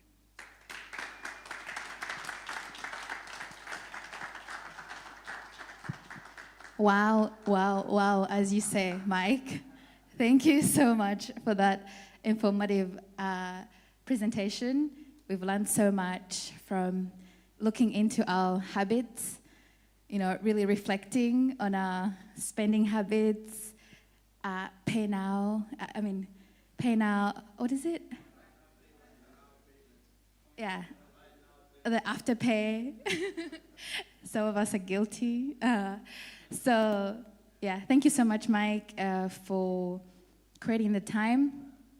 And so we'll just go into like a 5-minute stretch break. And then we'll be back at 1 or 3 to listen to our third speaker before we go into lunch. Thank you.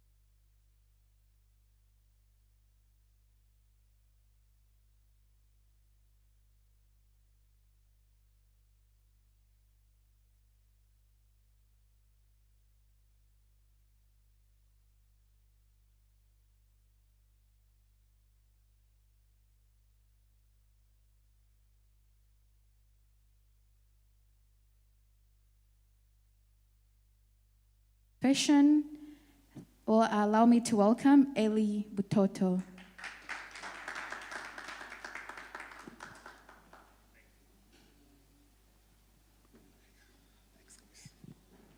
Thank you.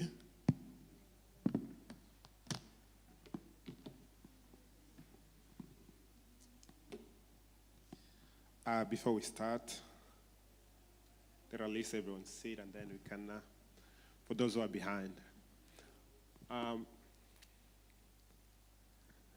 No. Arabashoboye guhagarara all the time. Ariko ntago ndi umuntu ukunda guhagarara imbere, ni bukeya cyane. Ariko ndagerageza uko nshoboye. I understand the ones who started before, they use English. I'll try my best to mix English and Kinyarwanda cyangwa Kinyamurenge kugira ngo even those who are at home cyangwa ababyeyi bakuru, so that they can understand, bumve kandi nabo bagira icyo bakuramwo mu byo tugiye kuja kuganira. Personally, what I'll be talking about will be just my personal journey to where I am today. So it's from a humble beginning. Yes, hazaba hari slides aho inyuma, and I'm so sorry they might not look so professional or good. It's because I didn't get much time to be able to put it together, because when we planned this, in my mind, I didn't think about preparing slides. I thought it's just going to be, we sit and have a conversation, because I feel like binyorera kuba twaganira twicaye turi kuganira kuruta kuba nategura nkandika. Niyo mpamvu ibyo nanditse hano bishobora gutandukana n'ibyo ndi nabuvuge, because niko nisanga. A bit of my background story. Amazina ni Eli, Butoto, kubatazi iryo, benshi bazabikanga iyo mbabwiye ngo nitwa Butoto, ariko niryo zina ryanje kandi ndihasha. Tuye hano Brisbane in Homeview, kandi kamasengera hano muri Peniel. Uyu munsi I am so privileged and humbled kuba turi kumwe hano twese, abahari n'abari mu rugo bahaye badukurikirana. Uyu munsi tugiye kuja kuganira bikeya, reka muri bike uri bwumve wigemo, sibyo? Wigemo ugira icyo ukuramo, kandi shimira abatangiye uhereye kuri Alfred Gasore na Mike wakurikijeho. Hari inyigisho bagiye batwigisha zitandukanye, cyane cyane ku kintu cya AI. Uyu munsi today, ibibazo dufite uyu munsi turi kudealinga nabyo, in terms even of law enforcement, AI it is so big cyane.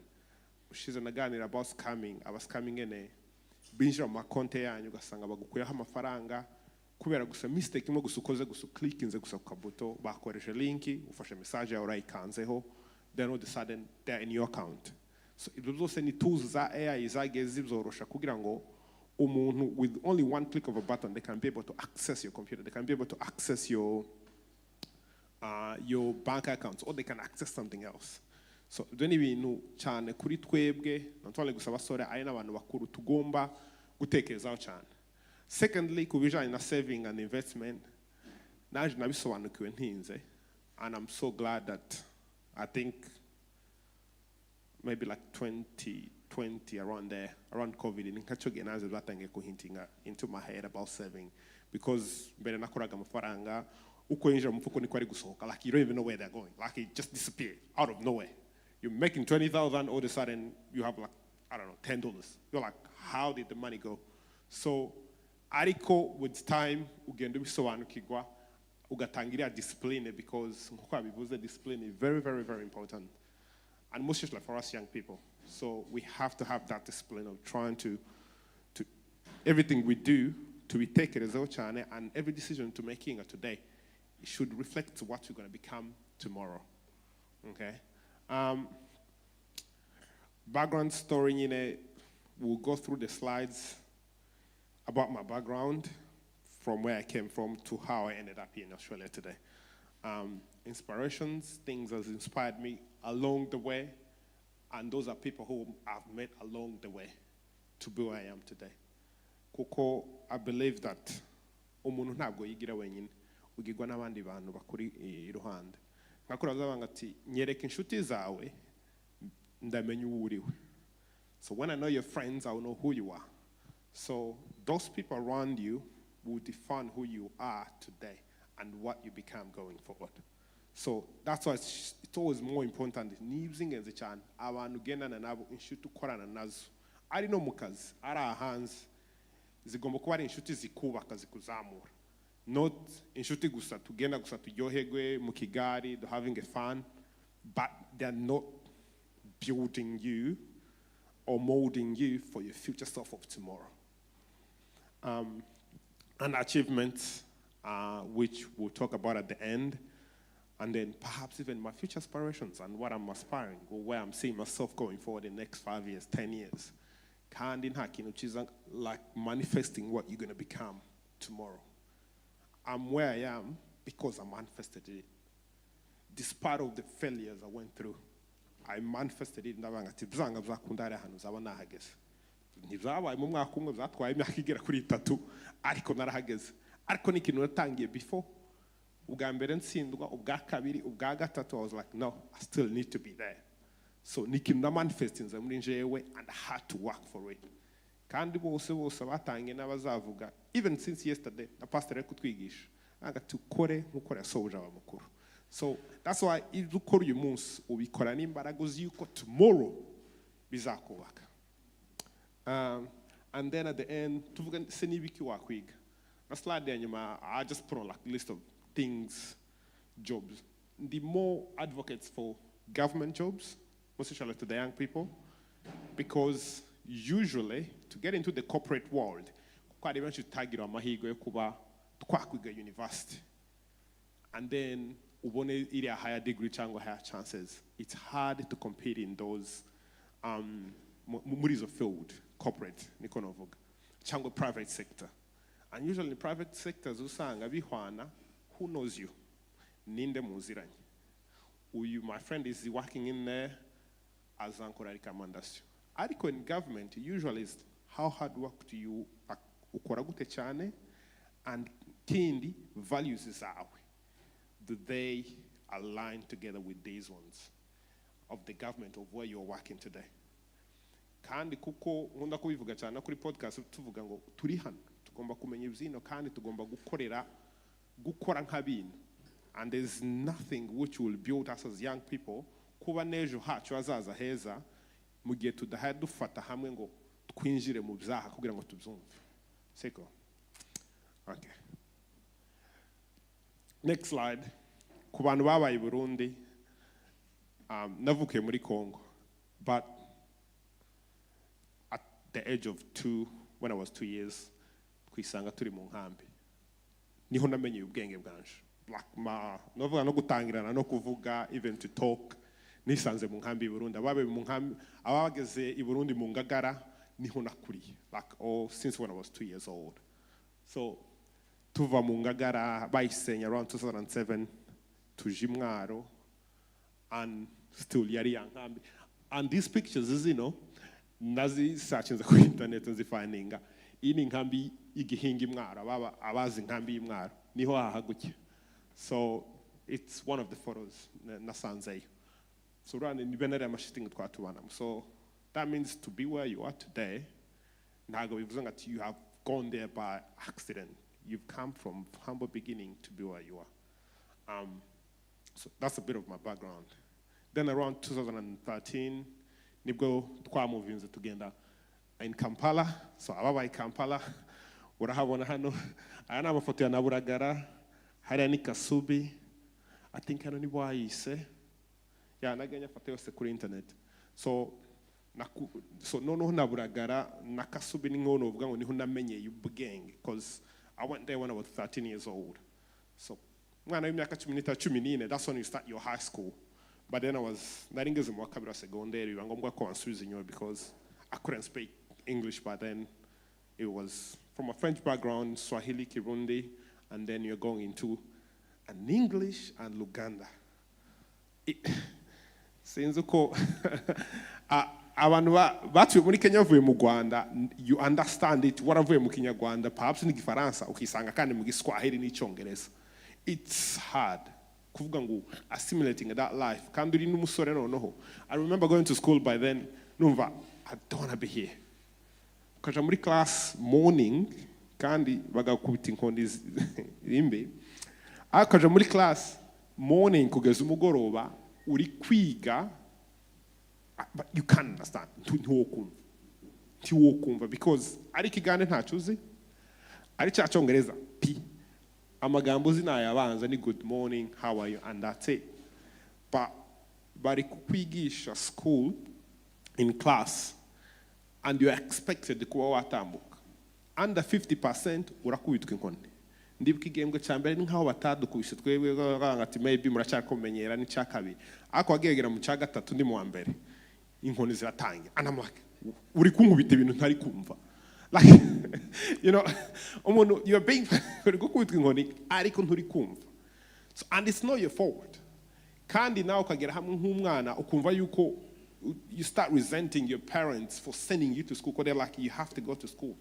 you resent them cyagiye abenshi hari bamwe n'ubunzi tungana kandi twagere Uganda the same time batigeze baja mu ishuri because of the same issue bakumva sinoja mu ishuri ngo nige ntari kumva so ibyo ni ibintu bimwe mu mbogamizi zatumaga bati no I can't and I believe it's the same thing noneho hiriya aho twari dutegana choice noneho tugeze noneho hano uri muri high school you get a choice you're like I'm not going to go to school then you go do something else so in Uganda living there for almost 9 years imyaka 9 and then ubuzima burahindikwa in 2018 that's when we came here in Australia dushikira abazi hano Wollongong arahabona Tawaya hari Wollongong so the beaches and everything so niho twashikiye and it's one of the beautiful places in Wollongong and New South Wales so Rumva, from all those years, like from the camp, Kampala, almost 20 years of your life, you find yourself here, Bibabi Goy, or 20, because now you're 22, to start assimilate and trying to get into the system and learn. Umvaga yuko kera zagusize. Abo twigangirije rimwe high school in 2015, 2016. By the time I was 22, ibo bariko barangiza degrees zabo hariya Kampala Makerere University and then you're turning up here ta degree fite then you feel like you're a failure ukabanga ati njye sinigeze nachivinga even iriya bachelor degree even before coming ngombe nanayikoresha so biroroha kuba wafolinga muri iriya mindset yukumva yuko kera ubaye kera failure ariko kandi iyo ufolinze hariya niho nawe akakomeza kuvuga ati you are not a failure uri hano today you can still make something out of it despite of your age, regardless of ukungana, waba uri muto waba uri mukuru, turi mu gihugu gifite so many opportunities where if you don't work, of course, you're not going to achieve what you want. But if you wake up in the morning and do something, it doesn't matter churi bukore, as long as you do something, always you will reap. Always. So, ni nakono natwe kubasore tugomba kumva yuko biragoye wisanze hano perhaps bamwe waje hano ururimi uzi maybe nicyo cyongereza kiragoye ariko it's not the end you can still be able to achieve something so none ngeze no muri Wollongong niho rero I started now saying what am I going to do that's 2018 I didn't even know what to do sinigeze shandanga your slide ikurikira that's when I went into factory I worked into mu bintu by'amamatera twakataga za matera kazana matera ingana like big size mattresses my goodness I worked there for 1 week but my back was hurting my body everything I just couldn't I was like this is not for me I don't think I can be able to do this then that's when they sent in Jamuri McDonald's Japheth no ndibwo nahise narongera muri McDonald's and then I was lucky I used to clean McDonald's like really good when you're at McDonald's every time I walk into it I can tell the cleaner is not doing the good job here I'm better than them like so I started working in McDonald's now imagine you're almost like 23 years old young man and in McDonald's abantu bakoreramo these are kids like they are 15 16 maybe 17 but you are working with them, and their managers, they're the ones who are in the same age as you. Bar manager, when nobody like 22, 20 years old, those are the managers managing a store. Then you're like, I'm working as a cleaner here, and I'm not saying cleaning is bad. Please, don't call me bad.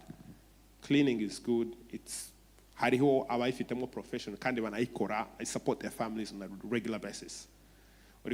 And it did for me at the time. It did support my family. So, but all I'm saying is, have New Zealand aspirations and say, I am here today, but I'm not going to be here tomorrow. This is just a learning curve of my pathways to achieve what I want to be. So, Turiku working right there, and I'm like, nah, this is not for me. I can't stay here for so long. By then in McDonald's, that's when nice ninjira muri second job, third or fourth job. The next slide is about aged care. Nibwo nice tangira no schooling of it. Tangira kwiga certificate 3. I went through certificate 3. I was lucky enough. I got a job pretty much when I was still a student. Your pathway is it's what made me who I am today. So the reason why, up to now, I still respect this industry a lot. Kuri njyewe niyo yaviriyemo umugisha kuba ndaho ndi uyu munsi to be where I am. Because people I met there, they're the ones who pushed me to be where I am today. So niba nabasanga abantu ugira inshuti zawe abantu, people you go around, your friends, people around you, they're the ones who can push you to be where you are. Around that time, I used to volunteer for SCAF and MCCI. I was participating in youth programs. Those are organizations in Wollongong. And I met really, really amazing people in there. And they're the ones, so all of the people whom I met, Ndimri SCAF, then, and one of my best friends actually, that lady, her name is Susie Nimba Wanavino. So they are the ones who give advice, and another one will give me this, and then I put it together to push me to where I am today. Umbaze segute. Was Susie Kwakora Nagamuri Aged Care, so she's also a support worker by then. So because I used to work night shifts, her husband was a police officer in a career of more than 15 years. So, and then through her, I met the husband. And the husband is like, oh, Eli, I see you're still young, but why don't you come and try Ukaza kukinjira now. That man going, no, someone like me. And even in this state, it's impossible. Like, it's impossible, to be honest, at the time. Aho ni muri za 2020 2021. No, agakomeza kumpushinga gutyo. Then I sat down, I took my time. Let's go on the website, like go through the recruitment. So we went through the recruitment, through the criteria, criteria also not even a degree. I need to have a bachelor degree to do it. And had started when I was again, I bachelor degree of mathematics at Wollongong University. I was in my first year, almost finishing my first year. So, and I'm like, maybe I have to first complete my bachelor degree of mathematics to be able to continue with this other career in policing. And the reason I went in mathematics, because that was the only subject since my high school I understood better than anyone. Kubana, you could have the background maybe of English. I used to find it harder to do any subject where it requires me to write notes. I found it really hard.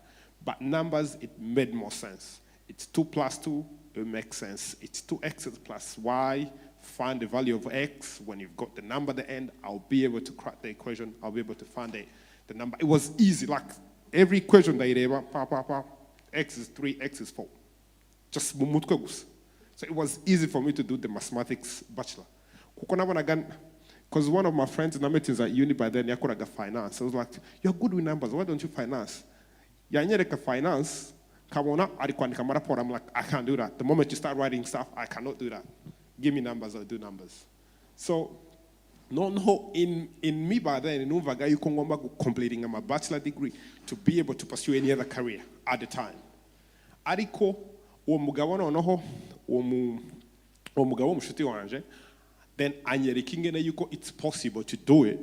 And then at the same time, Uncle Visinga yuko, if you do it, you even achieved a bachelor degree in associate degree in policing through Charles Stewart University. That means at the end of the day, uzawana kazi kandi uwe kandi educated at the same time.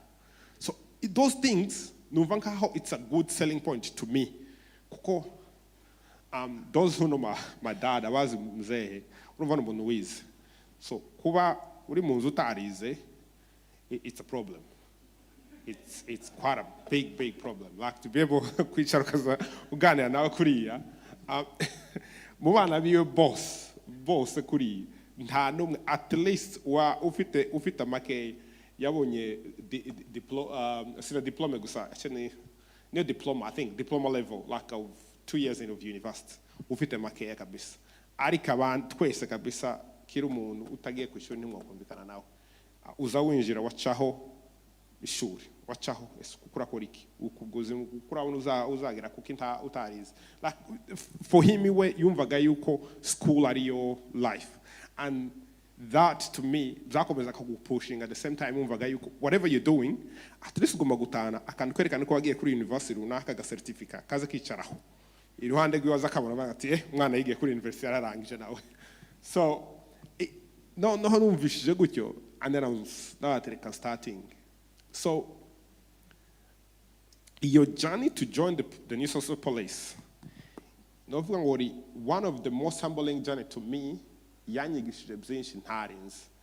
it shows me how resilient you can be, courageous, and focused to something. Because first application was in 2020, at the end of 2020. My application here, Ninjiram. A couple of weeks later, actually a month later, or something like that, rejected. Unfortunately. Hi, Ellie. Dear Ellie, unfortunately, thank you, and unfortunately, to make Kera. Corporate email. When the email starts with unfortunately, it means, yeah, you don't have to read the press, like you just know it's never good. And I tried so many things around that time. Went for policing. I tried to join the air controller service because for some reason, one of the guys I went to uni with, because I was like, because you're good with numbers, you'll be able to do air traffic control because it's all about numbers and calculating the winds and the speed of airplanes in the air. So it will be easier for you with the numbers and do for it. So Ndabi Kora, the numerical side of it, I was good with it. Air traffic controller kuko kandi kuja kwigiraga Melbourne. I've done it. Ariki chances kandi ntari nziko ntatekereza kuko ntabwo nigeze mziga. It's what they call amplitude test. Abari muri high school I think uyu munsi barabizi hano. Hano bagira ikintu bita amplitude test, ba testing ubwonko bwawe bakuzanira shapes, then bakazi flipping and then you can flip it back in your mind before you find the answer. So ni ikintu kigusaba practice. For someone whom you don't know about it, TY18. Have no go fit ubwenge bumeze gute. Ko amplitude tests, then numeric test and English test. Numeric, English, okay. But amplitude, I think out of, I don't know, 50%, 100%, I got like, I don't know, 10 or 2%. I was so bad. So, and that was the reason why air traffic controller, you can't do that. You're out. So, in policing, iganage ko applying. Nuko kera na imaze kubona feedback ayo muri amplitude test ya hariye. Nubwo naho twayikora gahana yo psychometric test. So it gave me time to practice it. Not to start out thinking about it. So New South Wales first application rejected. Done. Then Buche, I applied through here, Queensland. I've flown nduri indege ndaza naje nkagatatu. Inza gukora ibizamini hara Brisbane. Did everything to the end, do the interview, then at the end, boom, unfortunately again, fail. Apply for Victoria, traffic record, fail.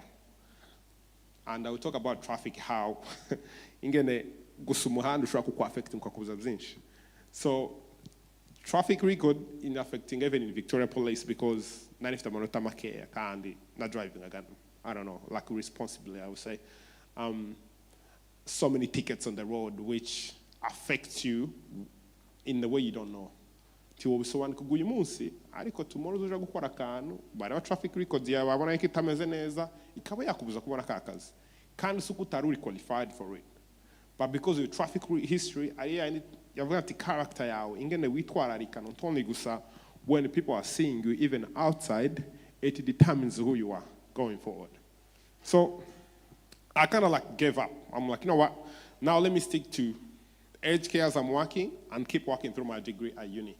In my second year of uni, ariko by then any kindi nacho ntatekerezaga swimming. I was good with everything like BAPE tests, swimming and everything. But swimming, if it's a criteria nazo zayo baba gusaba. Kubanu kwakure muri landlocked countries, you don't have access to the water like people who live here on a regular basis. So swimming pool was one I go once in a while. So then swimming, then my friend Sophie and Josh Namitinze, Scarf, even up to now, they're even the godparents of our child. Kuko can Joshua swimmer, like one of the best swimmers actually in the Illawarra. Atangira no kun training.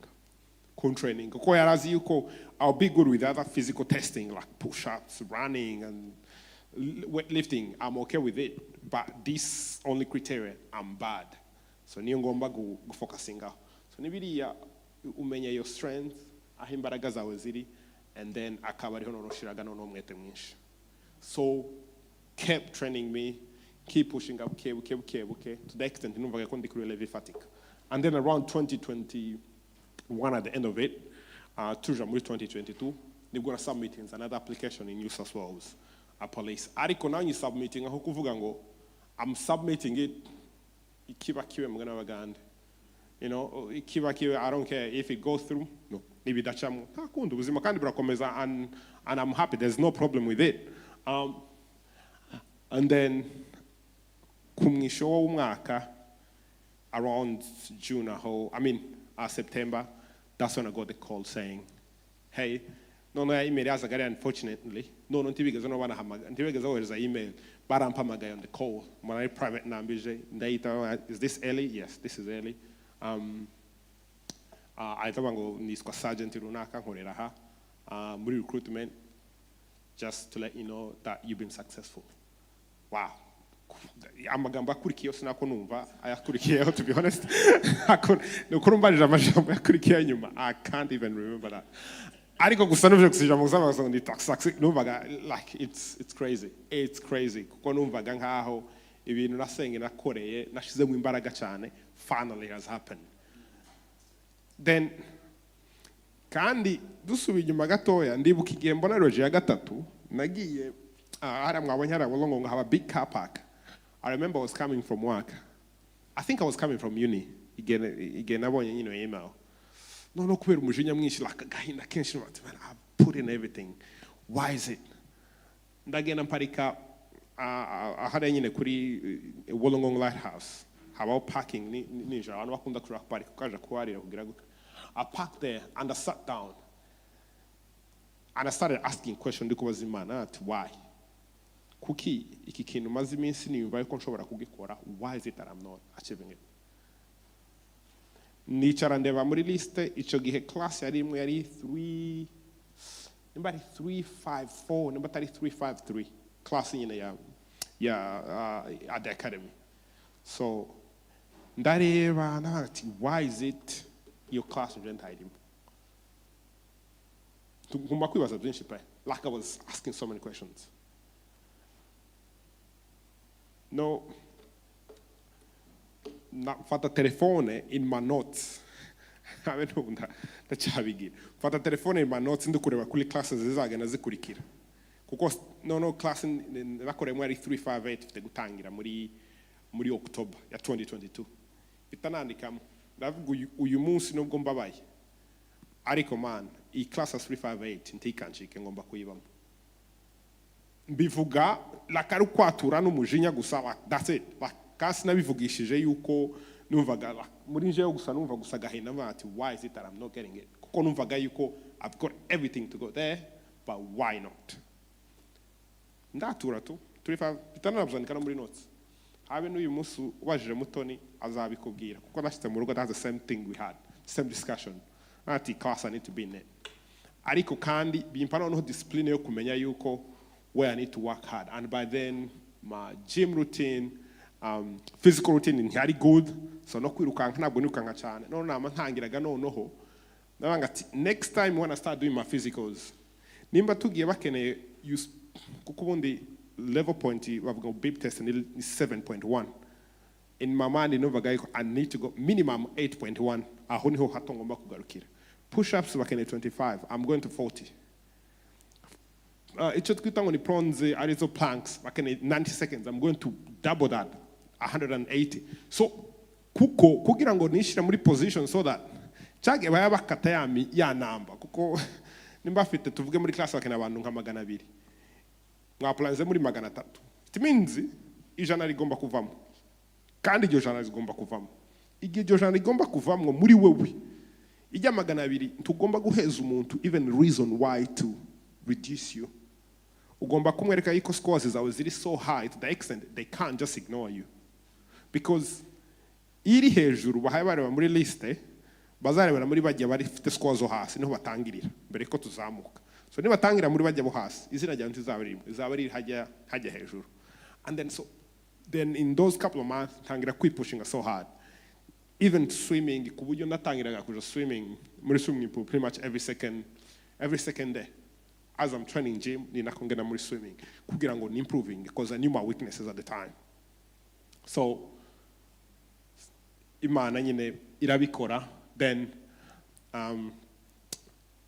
Jafet nonoga then in 2023 mbona mahigwe nanje I graduated this was biggest achievement of my life niko novuga up to now because since muraza kubona nyimubona witegereje hano urabona twese hano nta kintu gihari uzu graduating uri gutyo igitugu cyawe ntabwo uzu graduating ufite rank graduating uri mu probationary so you graduate uri mu probationary it means ufite another extra 1 year yo kwiga uni kuko urumva umara umwaka umwe turi kwiga uni kandi no gukora training and then ukabona undi mwaka wo kwiga uni kugira ngo uzabone irashushe degree so it means wa mwaka we're not only challenging in terms of the job you're doing but again in your days off you have also to sit down and focus on your studies because if you fail in your studies you cannot progress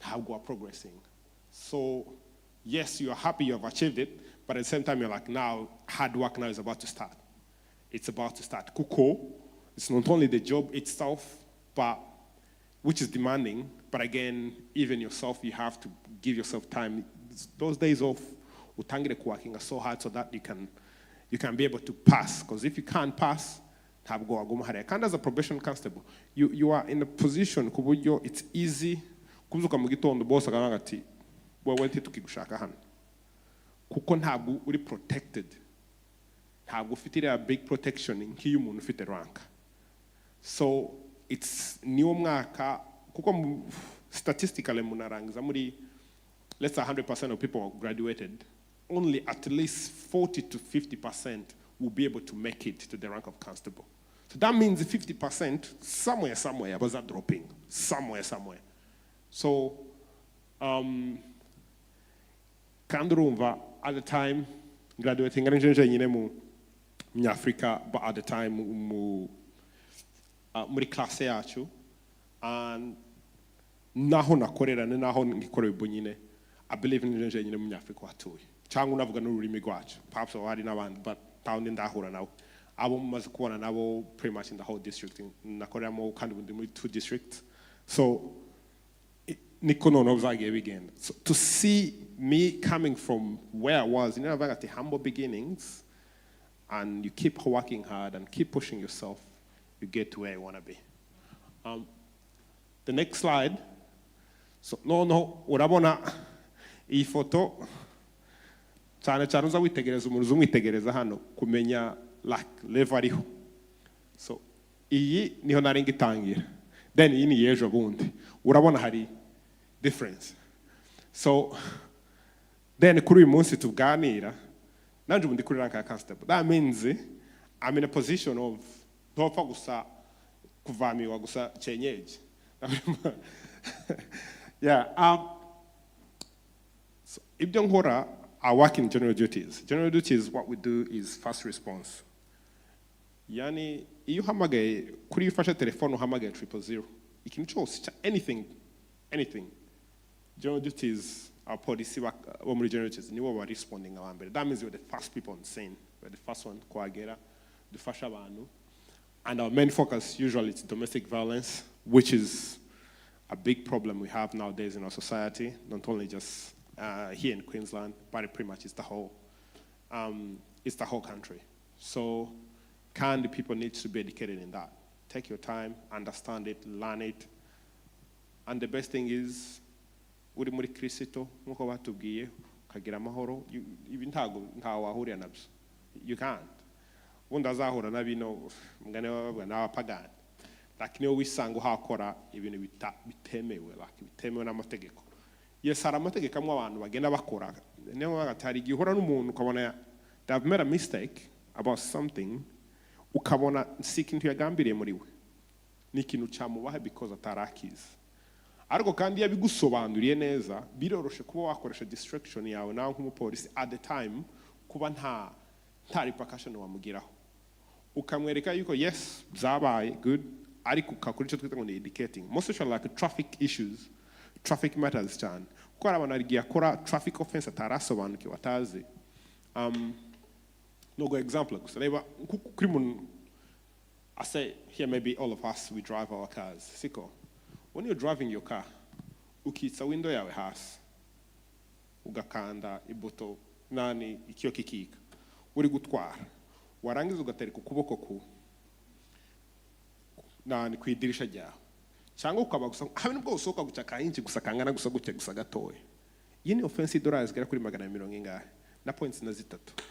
So urumva nk'icyo kintu usanga ni ikintu twese dukora. And I'm not saying niko natabikora. I'm saying naje nisana because harige uhashuha kandi reka mfata akayaga ko hanze. Perhaps AC no gukora neza kuma gusa I want fresh air, and then you open your arms cyangwa ugasora ukuboko uri muri jam wow, cyangwa umuntu aguciye haguhaye urutoki ukamureba ukawasoka umwe ati ibintu byawe, you know, bakurakaje. So ibyo byose ni ibintu tugenda dukora. Nibindi reba nka traffic lights, yellow lights kira ziri yellow, umuntu uzubona yellow ukabona ko umuntu akandagira umuriro yihuta kuyicamo kuko bikora. Ira ni kimwe nuko waciye mu mutuku nikiba considered. So that means you bashobora guheza traffic ticket yo guca muri yellow light ingana neza n'amafaranga y'umuntu waciye mu mutuku. Kandi uzi yuko yellow light ubundi yiciyemo, ubundi yellow light iravuga ngo hagarara, itegura uhagarare, ntabwo ivuga ngo kandagira umuriro wihute. Nimba ari uri muri 50 gabanya, siko bimeze.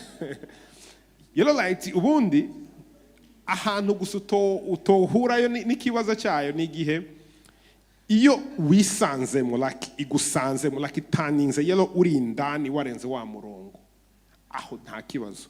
Ariko tuvuga umurongo n'uyu, siko bimeze. Imodoka yawe uri hano, murongo suriye itaninze yellow, wewe igitaninze yellow agugabanya umuriro nguze ngo uhagarare hano, ahubwo nibwo wongeye kandi gwira gute gukandagira. So that means kuri uciye muri red light neza ntawe bitaniye.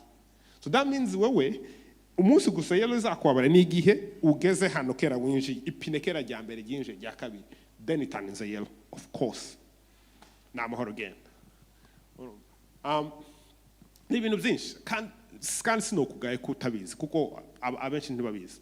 Hari icyo sinzi niba muzo mubona urugana mu muhanda ukabona ahantu handitse ngo Refugee Island. Hari uzi icyo bisobanura? Uzuga ngo n'abimpunzi gusa nibo impunzi z'amagusa akaza. You know, like utwo n'utuntu handitse Refugee Island, maybe kuzini nakagonyene k'impunzi, but siko bimeze. Refugee Island icyo bisobanura irakubwira ngo iyo ubonye sign ya refugee, it means hari imbere uzitegereze nimba ari imihanda ibiri, it means umuhanda uri hano uciyemo hari abantu bafite kwambuka, nibambuka baragera kuri aka kantu ko hagati niko bita refugee island. So yani wowe uri kuhegera itonde ube careful n'abantu, kuko at the end of the day nugonga umuntu biragoye gusobanura ngo yakuguriyemo, kuko wowe nk'umuntu utwara responsibility ni wowe kuba uri kureba surrounding yabo. So ugomba kuba uri kureba surrounding yawe. So iyo bakubwiye ngo refugee island barayikwereka like 5 meters before, that means ufite 5 meters kuba mbere yuko uhagarara. Kandi refugee island ntizaba muri highway y'ijana, izaba muri quartier ya 60. That means within 5 meters ufite umwanya uhagije kuba wahagarara umuntu akagucaho, yaba yasimbe mu muhanda cyangwa ugakomeza yagutegereje ubona arakurinze. So ntago bivuze ngo ugomba guhagarara ngo baguceho, gusa bivuze ngo ati wowe gusa be careful, like wowe tekereza surrounding yawe urimo. So ni bene utwo tuntu duto usanga umuntu ashobora gukora amafuti bene ayo suko yabigambire cyangwa bifite mu mutima mubi, ariko no kubera yuko utaruyaza. Siko bimeze. So tugiye kuri traffic crashes. Traffic iri broader ni nini cyane cyane kubijana na crash cyangwa igihe habaye ama accident. Ugomba kumenya responsibility zawe nk'umutwazi, uzisobanukirwe, umenye responsibility zawe n'umuntu nimba wagonganye n'umuntu ibyo ugomba gukora. Ibyo ni ibintu government expecting yuko ugomba kubimenya. They expect you to know what to do in terms of a traffic. Whether you've got a license yesterday, you got the license today, or you've been driving for the past 20 years, it doesn't matter. You have to know your responsibility. And one of the most responsibility, the main one is, a traffic has happened, don't drive off. Hagarara nimba wagonze umuntu, as long as nta muntu wakomeretse, mukuri imodoka mu muhanda muzishire ku ruhande, then mukuri icyo twita ngo exchange of details. Muheza amazina yawe na address yawe, simpa kumuheze license yawe, nawe agomba kubiguha. Iteko riravuga ngo atagomba guheza amazina yawe na address yawe, nibyo bintu bibiri gusa. Umuhaye inamba yawe ni bonus, it's fine. Ariko ubundi as long as afite amazina yawe yombi na address yawe nibyo gusa. Nawe ugomba gufata amazina yiwe na address yiwe, asigaye mugafotora nuko. As long as nta muntu wakomeretse, tugomba no guhamagara police. Kana cyane sinzi mbagabanya. Cyane uri mu mafuti. Tugahamagara. Kuko nuhamagara tukaza uzabwiye guhabwa ticket ya negligent driving. Ni $650. So uri mu mafuti ziko wagonze umuntu inyuma. Tugahamagare. Wagonze tugahamagare. Exchange gureke insurance bishure.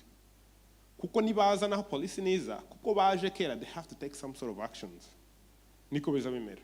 Kuko ntabwo baza for nothing.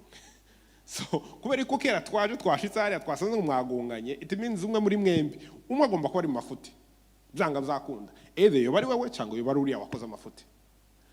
Ariko mu gihe ufite insurance n'uri afite insurance cyangwa iyo batanayifite ariko hari insurance ihari, fata details ziwe na ufata izawe nta bindi.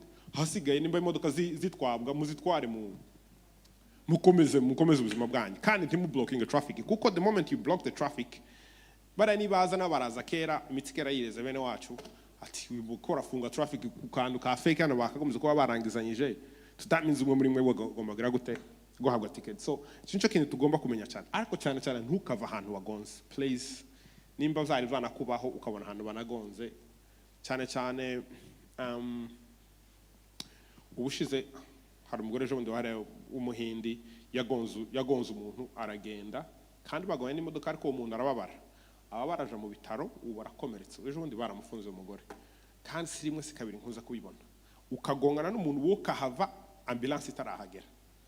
So nakomeza kaja ku bitaro wahavuye ambulance itarahagera, so it means wewe ntabwo twakoze icyo ati you didn't render assistance, ntabwo wamufashije cyangwa ukora first aid imbere y'uko ubufasha buza. So it's important kuri wewe cyane umutwazi wari we wese, ari uko tureba ari uri hano habaye accident, ni inshingano zawe kumakinga sure yuko uhamagara 000 yuko bari buze, sibyo? Kindi, if you could go back again, proactive policing, usually like what we do is targeting. iki gihugu kirimo aba drug dealer benshi kuno muri kacu kuzugira ngo tukazura nabo gutya ahantu hose. So niba niba ngati ngo hari abanda cover nizo modoka uzubona cyane cyane bari gutwara ugasanga abari kugenderamo nta numwe wambaye uniforme, ariko twese kuriya tuba twambaye ubutambaye uniforme isanzwe ariko bambaye imyenda ya civile ufite appointments zawe zose. So hari genda kibona byo dukora bene biriya. So na shift bene harya kuvuga uyu munsi akazi kawe nako gunzu gusosa mu muhanda uri bukoresha gusa imodoka isanzwe ariyo mwita ngo yanda cover. Noneho ayanyuma niyo twita high visibility policing ariyo yiyi babona mamoro bari kugenda ahantu hose no kugira ngo presence gusa yabo itume deterring crimes. Presence gusa kumubona gusa ari kugenda mamoro wari ufite gukora amanyanga bikaba ngombwa ko agira gute ayareka. So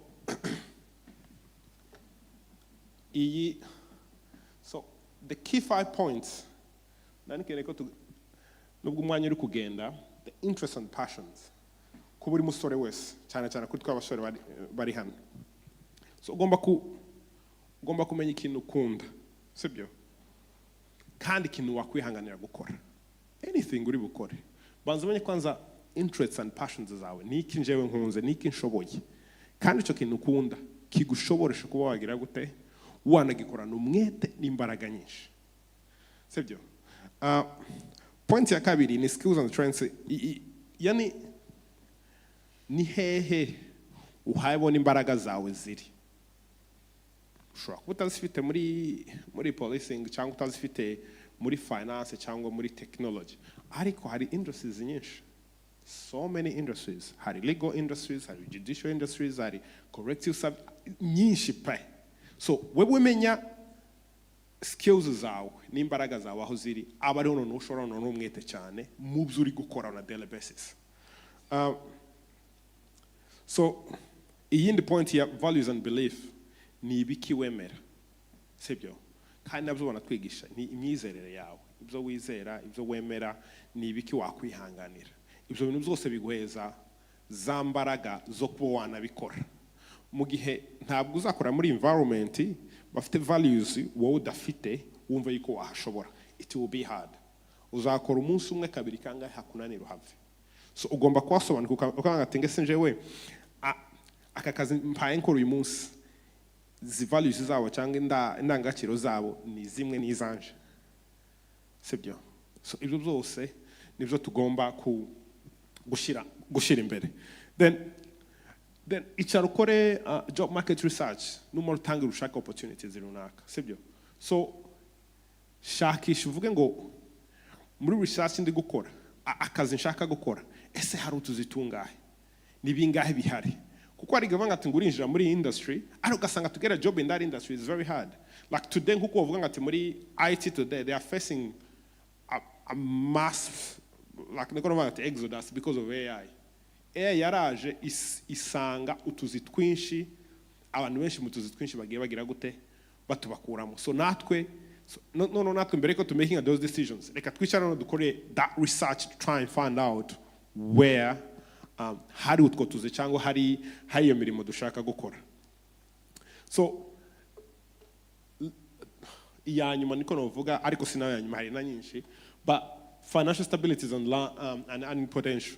So none umushahara wafite guhema muri career ngiye kujamo cyangwa muri aka kazi ngiye kujamo, is it going to be able to bizampaza kuri njewe mu byo nshaka gukora mu muryango wanje, ufite famille, ufite urugo, ufite iki.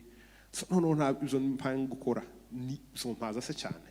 So you just have to think about all these type of things mu byo uri gukora byose, birakorohera kuba wa moving forward kandi wana making a better decisions for yourself. Kuko turacyari batoya kandi twagira amahirwe yo kugera nyine hano nkuko abenshi bakomeza kubivuga. So tugomba kuyakoresha mu mahirwe kugira ngo twigeze kuri byinshi. Noneho so ibi ni ibintu nabanga ati criminal records bishobora kugushira muri system uko utatekerezaga.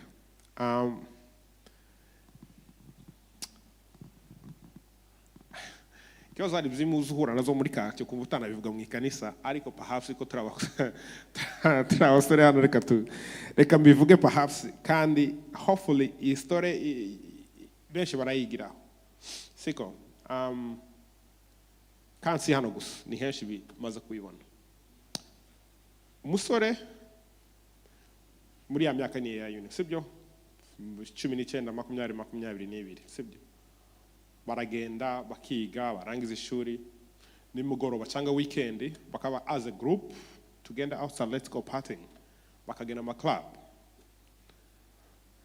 at the time kuri bo bumva ko ari bwo buzima siko bimeze and I'm not saying ni mwebwe nimwe mu bikora ariko story ikubwiye it's a true story kandi byarabaye so uwo mwana aragenda ahura n'umukobwa iyo yagiye ari umwana w'umusore bahuririye bamare guhurira iyo baratahanye burakeye mu gitondo umukobwa agiye iwabo nakomeje ubuzima bwiwe the next day later umunsi wakurikiye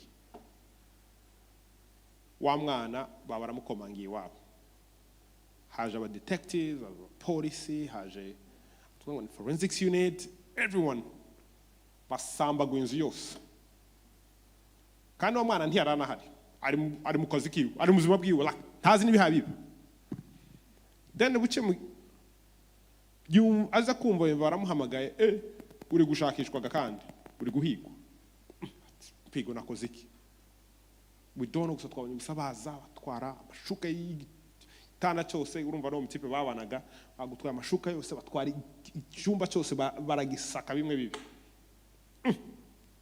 uwabandi we mu mutwe ntanabitekereza tigeza clickinga yuko hari cyabaye buce mu gitondo ariko kubera nyine kari agatima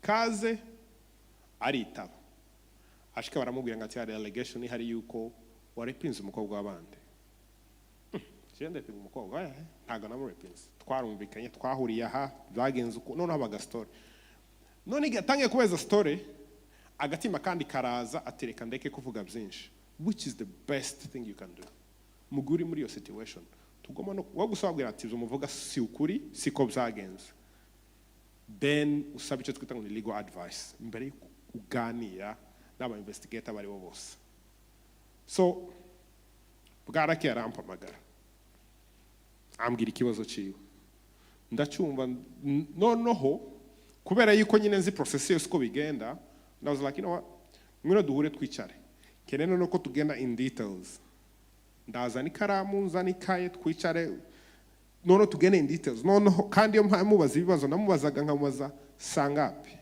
ni hehe location ni he wari wicaye ni he buri kantu kose kugeza kuri uwo munsi turi kumwe ibyo yagiye akora kugira ngo urebe ahantu hariho hose ni he kuko buri crime yose buri offense yose ihaba igira elements zayo zimitingo so elements za offense niko twavuga ati ko kwiba tuvuge wibiza umuntu elements yo kwiba niko kuvuga ngo every time ugiye muri court yo umuntu akwagirije ngo wamwibye agomba guproving icyo twita lasting elements so izo ni criteria zerekana ko umuntu yakwibye naje gukora mu mupfuko nkura mwibyawe uri kubyumva ndabitwara so muri byo byose bigomba kwerekana yuko nakwibye tuvuge nimba inje warambitse telefone nkayitwara ntabwo nakwibza kuko ntabwo nayikuye mu mfuko wawe kandi ntabwo nayigukuyeho position nayigukuye ku mubiri wawe kuzo ngomba kudepossessing ikintu nkakimukura kuvuga ngo meeting ira element yo kwiba uri kumva so no dusubiramo case yiwe n'umwana ndishaka kabisa twigendamo pe in the big details no turangiza namwe okay I understand so issue yari issue tutawuni consent ubwe niyo issue hari ushaka kuri kumwe n'umuntu atavuze ngo yego cyangwa ntavuge oya so we can't prove consent so aho none niyo twita ngo ni gray area ariko icyamufashije ni communication bagiranye kuri Snapchat urabona kuri izi disappearing ariko mukuri guhari ntibiza disappearing nyuma telefone yanyu ariko iri iwacu ntago biza disappearing ni software dukoresha message zose zikaza urabyumva none umungu arateya uyu muhavuga sibyo mwakoze ibi buke ndagenda mvugana n'uwo mu detective nyine turicana n'uwo mugore nyine like nyine tuvugana nambwira uwo mwana ati we wamuceceka ijambo gusubwa izina ryawe tagira irindi jambo wongeraho spoke tuganira n'uwo mu detective ndavugana nawe dusubiramo case yose ngenda mwereka nyine ama issues zose zibirimwo kandi uwo mu detective naramanga ati ya naje kubibona but I had to do the investigation kuko ariko bimere mu kazi so nanje ngomba gukurikiza amabwiriza ndamusobanurira birarangira then ejo bundi kwa kane nigituma ndi kuvuga iyi story no kugira ngo ubyumve yuko how easy akantu gatoya cyangwa ikintu we wakora wumva yuko twagiye guhavinga fun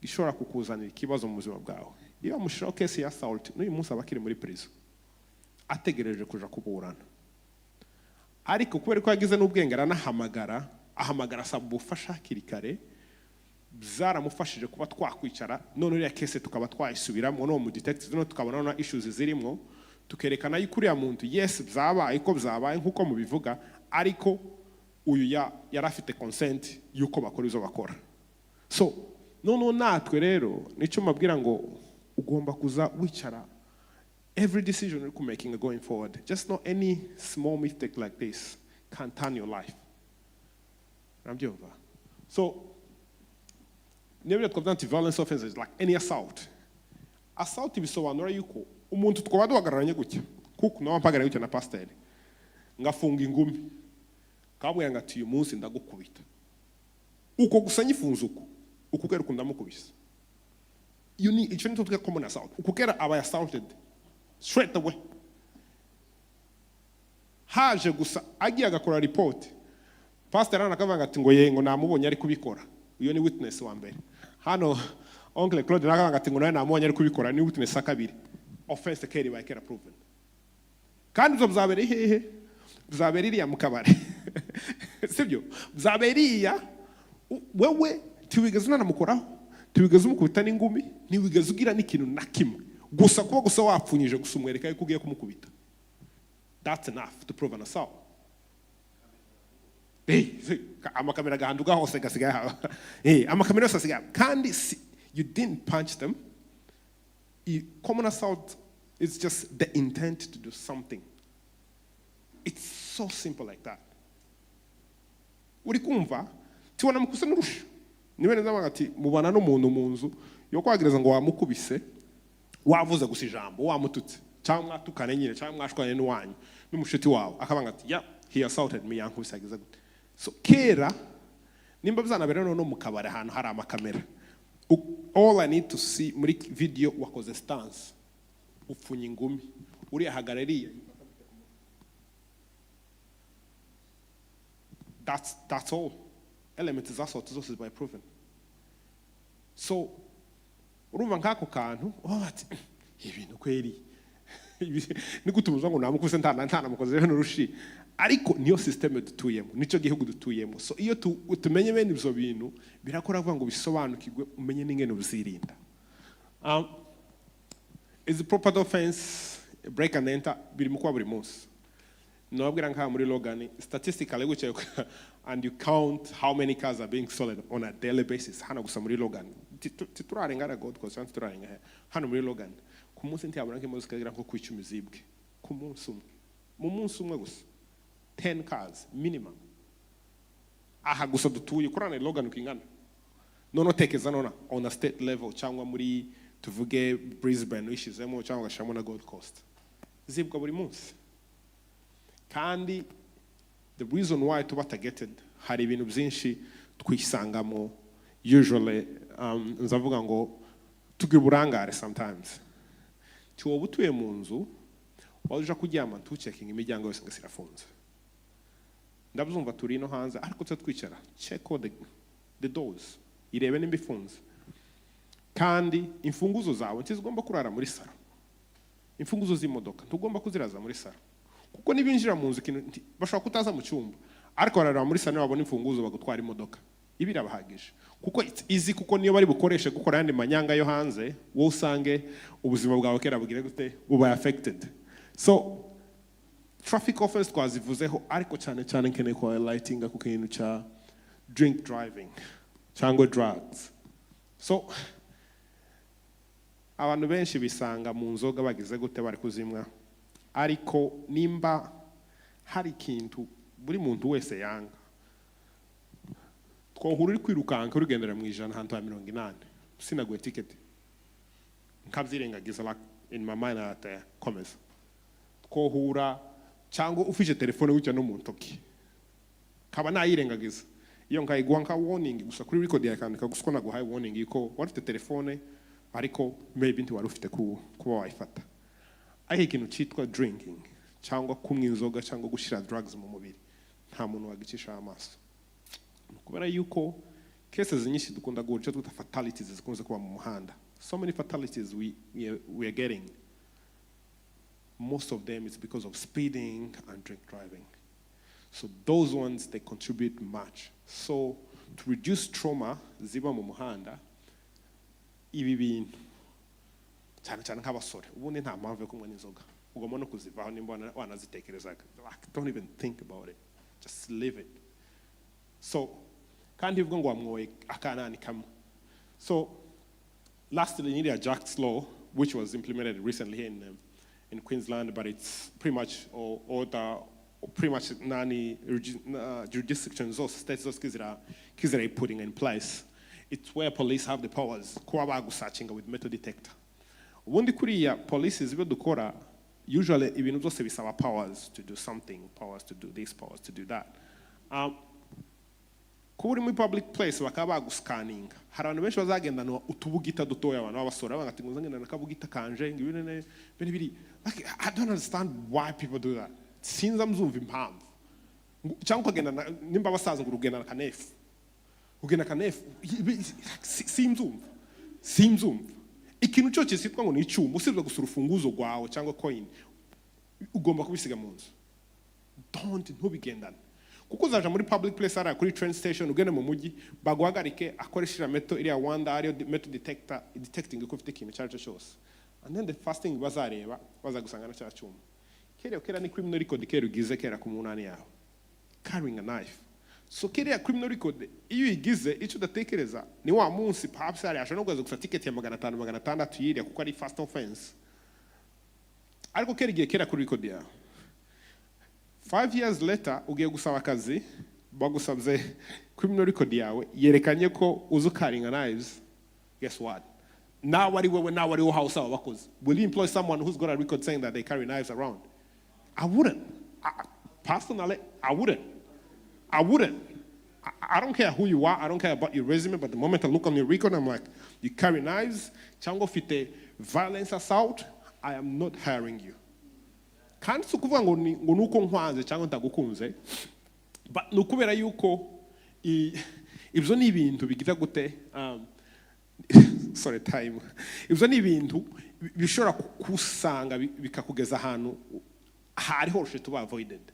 So ndangiza kabisa, sorry, just 5 minutes, nako 2 minutes ngiye kurangiza. Next slide, Jafet. So ndangiza arigenza nichara I just start looking stuff up.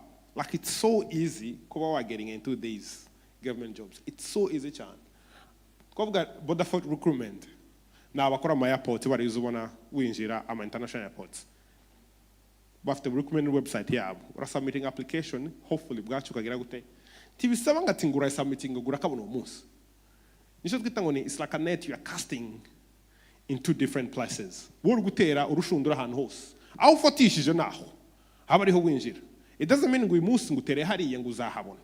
Kuko hari igihe benshi utagira amahirwe yo kuba dufite ubwenge bwo kwiga uni ukabona degrees and stuff. So izi zose byinshi usanga bitanasaba even university level. Ariko iri mu kazi you will gain education as you are going. So the education is abakuri level the same as n'umuntu wogeye muri uni. Urabyumva? ADF recruitment, ADF careers, after careers n'ubu baracha advertising ahantu hose. Buri mwana wese urangije high school bazakwinga go for it. Ariko personally nashigikira buri muntu wese urangije high school to go for ADF. If you're a citizen, go for it. Take it 5 years of your life. Uri 18, by the time uzava muri 23, tuvuga ugiye kwigira Canberra muri nani, because they are there's a bafite academy yabo ukenera kwiga nursing, anything, any uni degree, they have it. You started that degree while you're serving at the same time. It will be hard, but it's possible. When you get it, by the time you finish your 5 years, you've got that degree, or if it is 5 years of serving, trust me, background. Any private sector you will go into, when you've got an ADF career of 5 years with a uni degree in that portfolio or in that department, they will give you a job.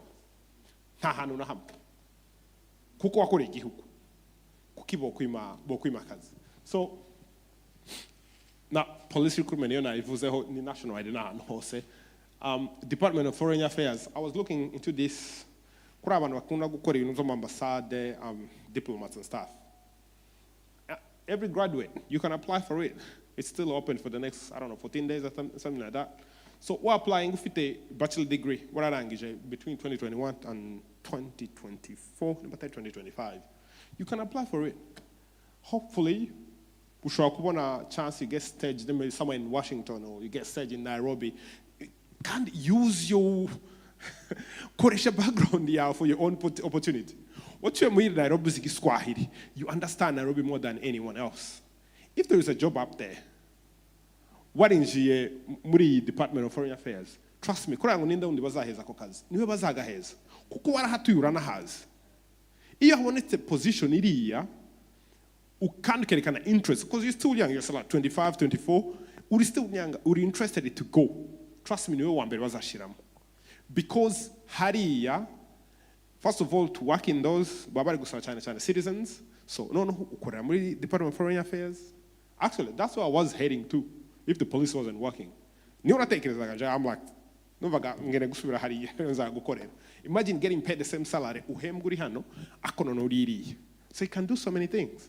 So, chango accounting jobs. I know, finance, they know how much accounting is like into accounting. Uyu munsi dufite abantu bafite ama business hano mu gihugu. Buri novuga majority hari abakora ama Uber. Buri muntu wese ufite Uber. Ukuriya ni self trader arikorera ku giti ciwe. That means afite ABN. That means agomba gukora accounting cyangwa agomba gukora nani ya taxes every 3 months. Kubashobora cyangwa every year. So izo zose izo ni opportunities ushobora gufata wenyine wabyinjiyemo ku buryo bere kunaje n'ahandi hanze ugahita utangira gusa nabo gusa musengana gusa muri church utarinze kuja kure. Your customers are just right here nearby.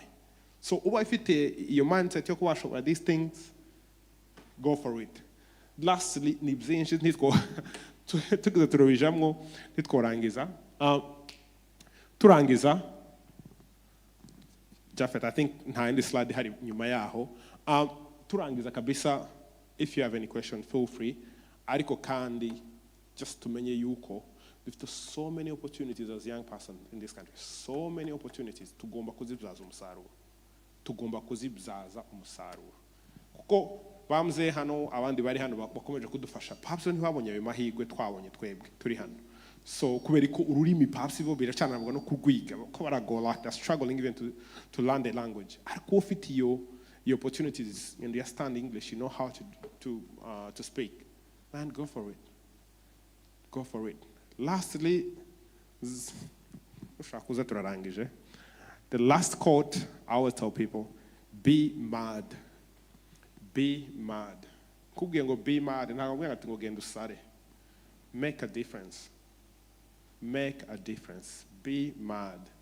Mad that you make a difference. And making a difference, it starts with you, not only just within yourself. Routines are, I hate waking up in the mornings. I really hate waking up in the morning. But because of my job, I have to wake up in the morning. And because I have to train, I wake up in the morning, I have to go to training.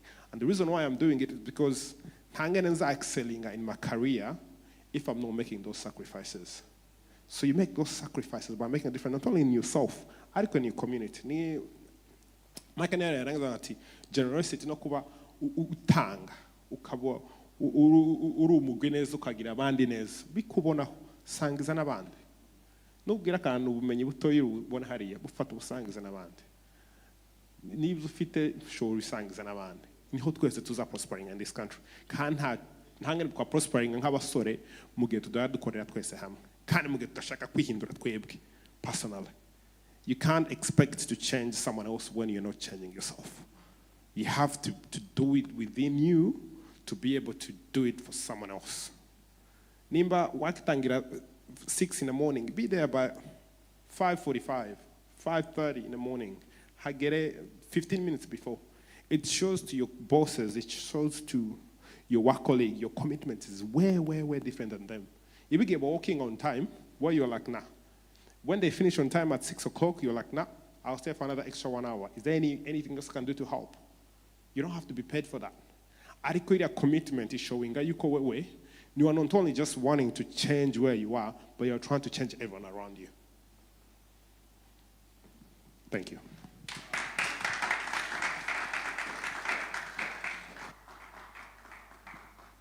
Yeah, thank you so much, Eli, for that passionate presentation.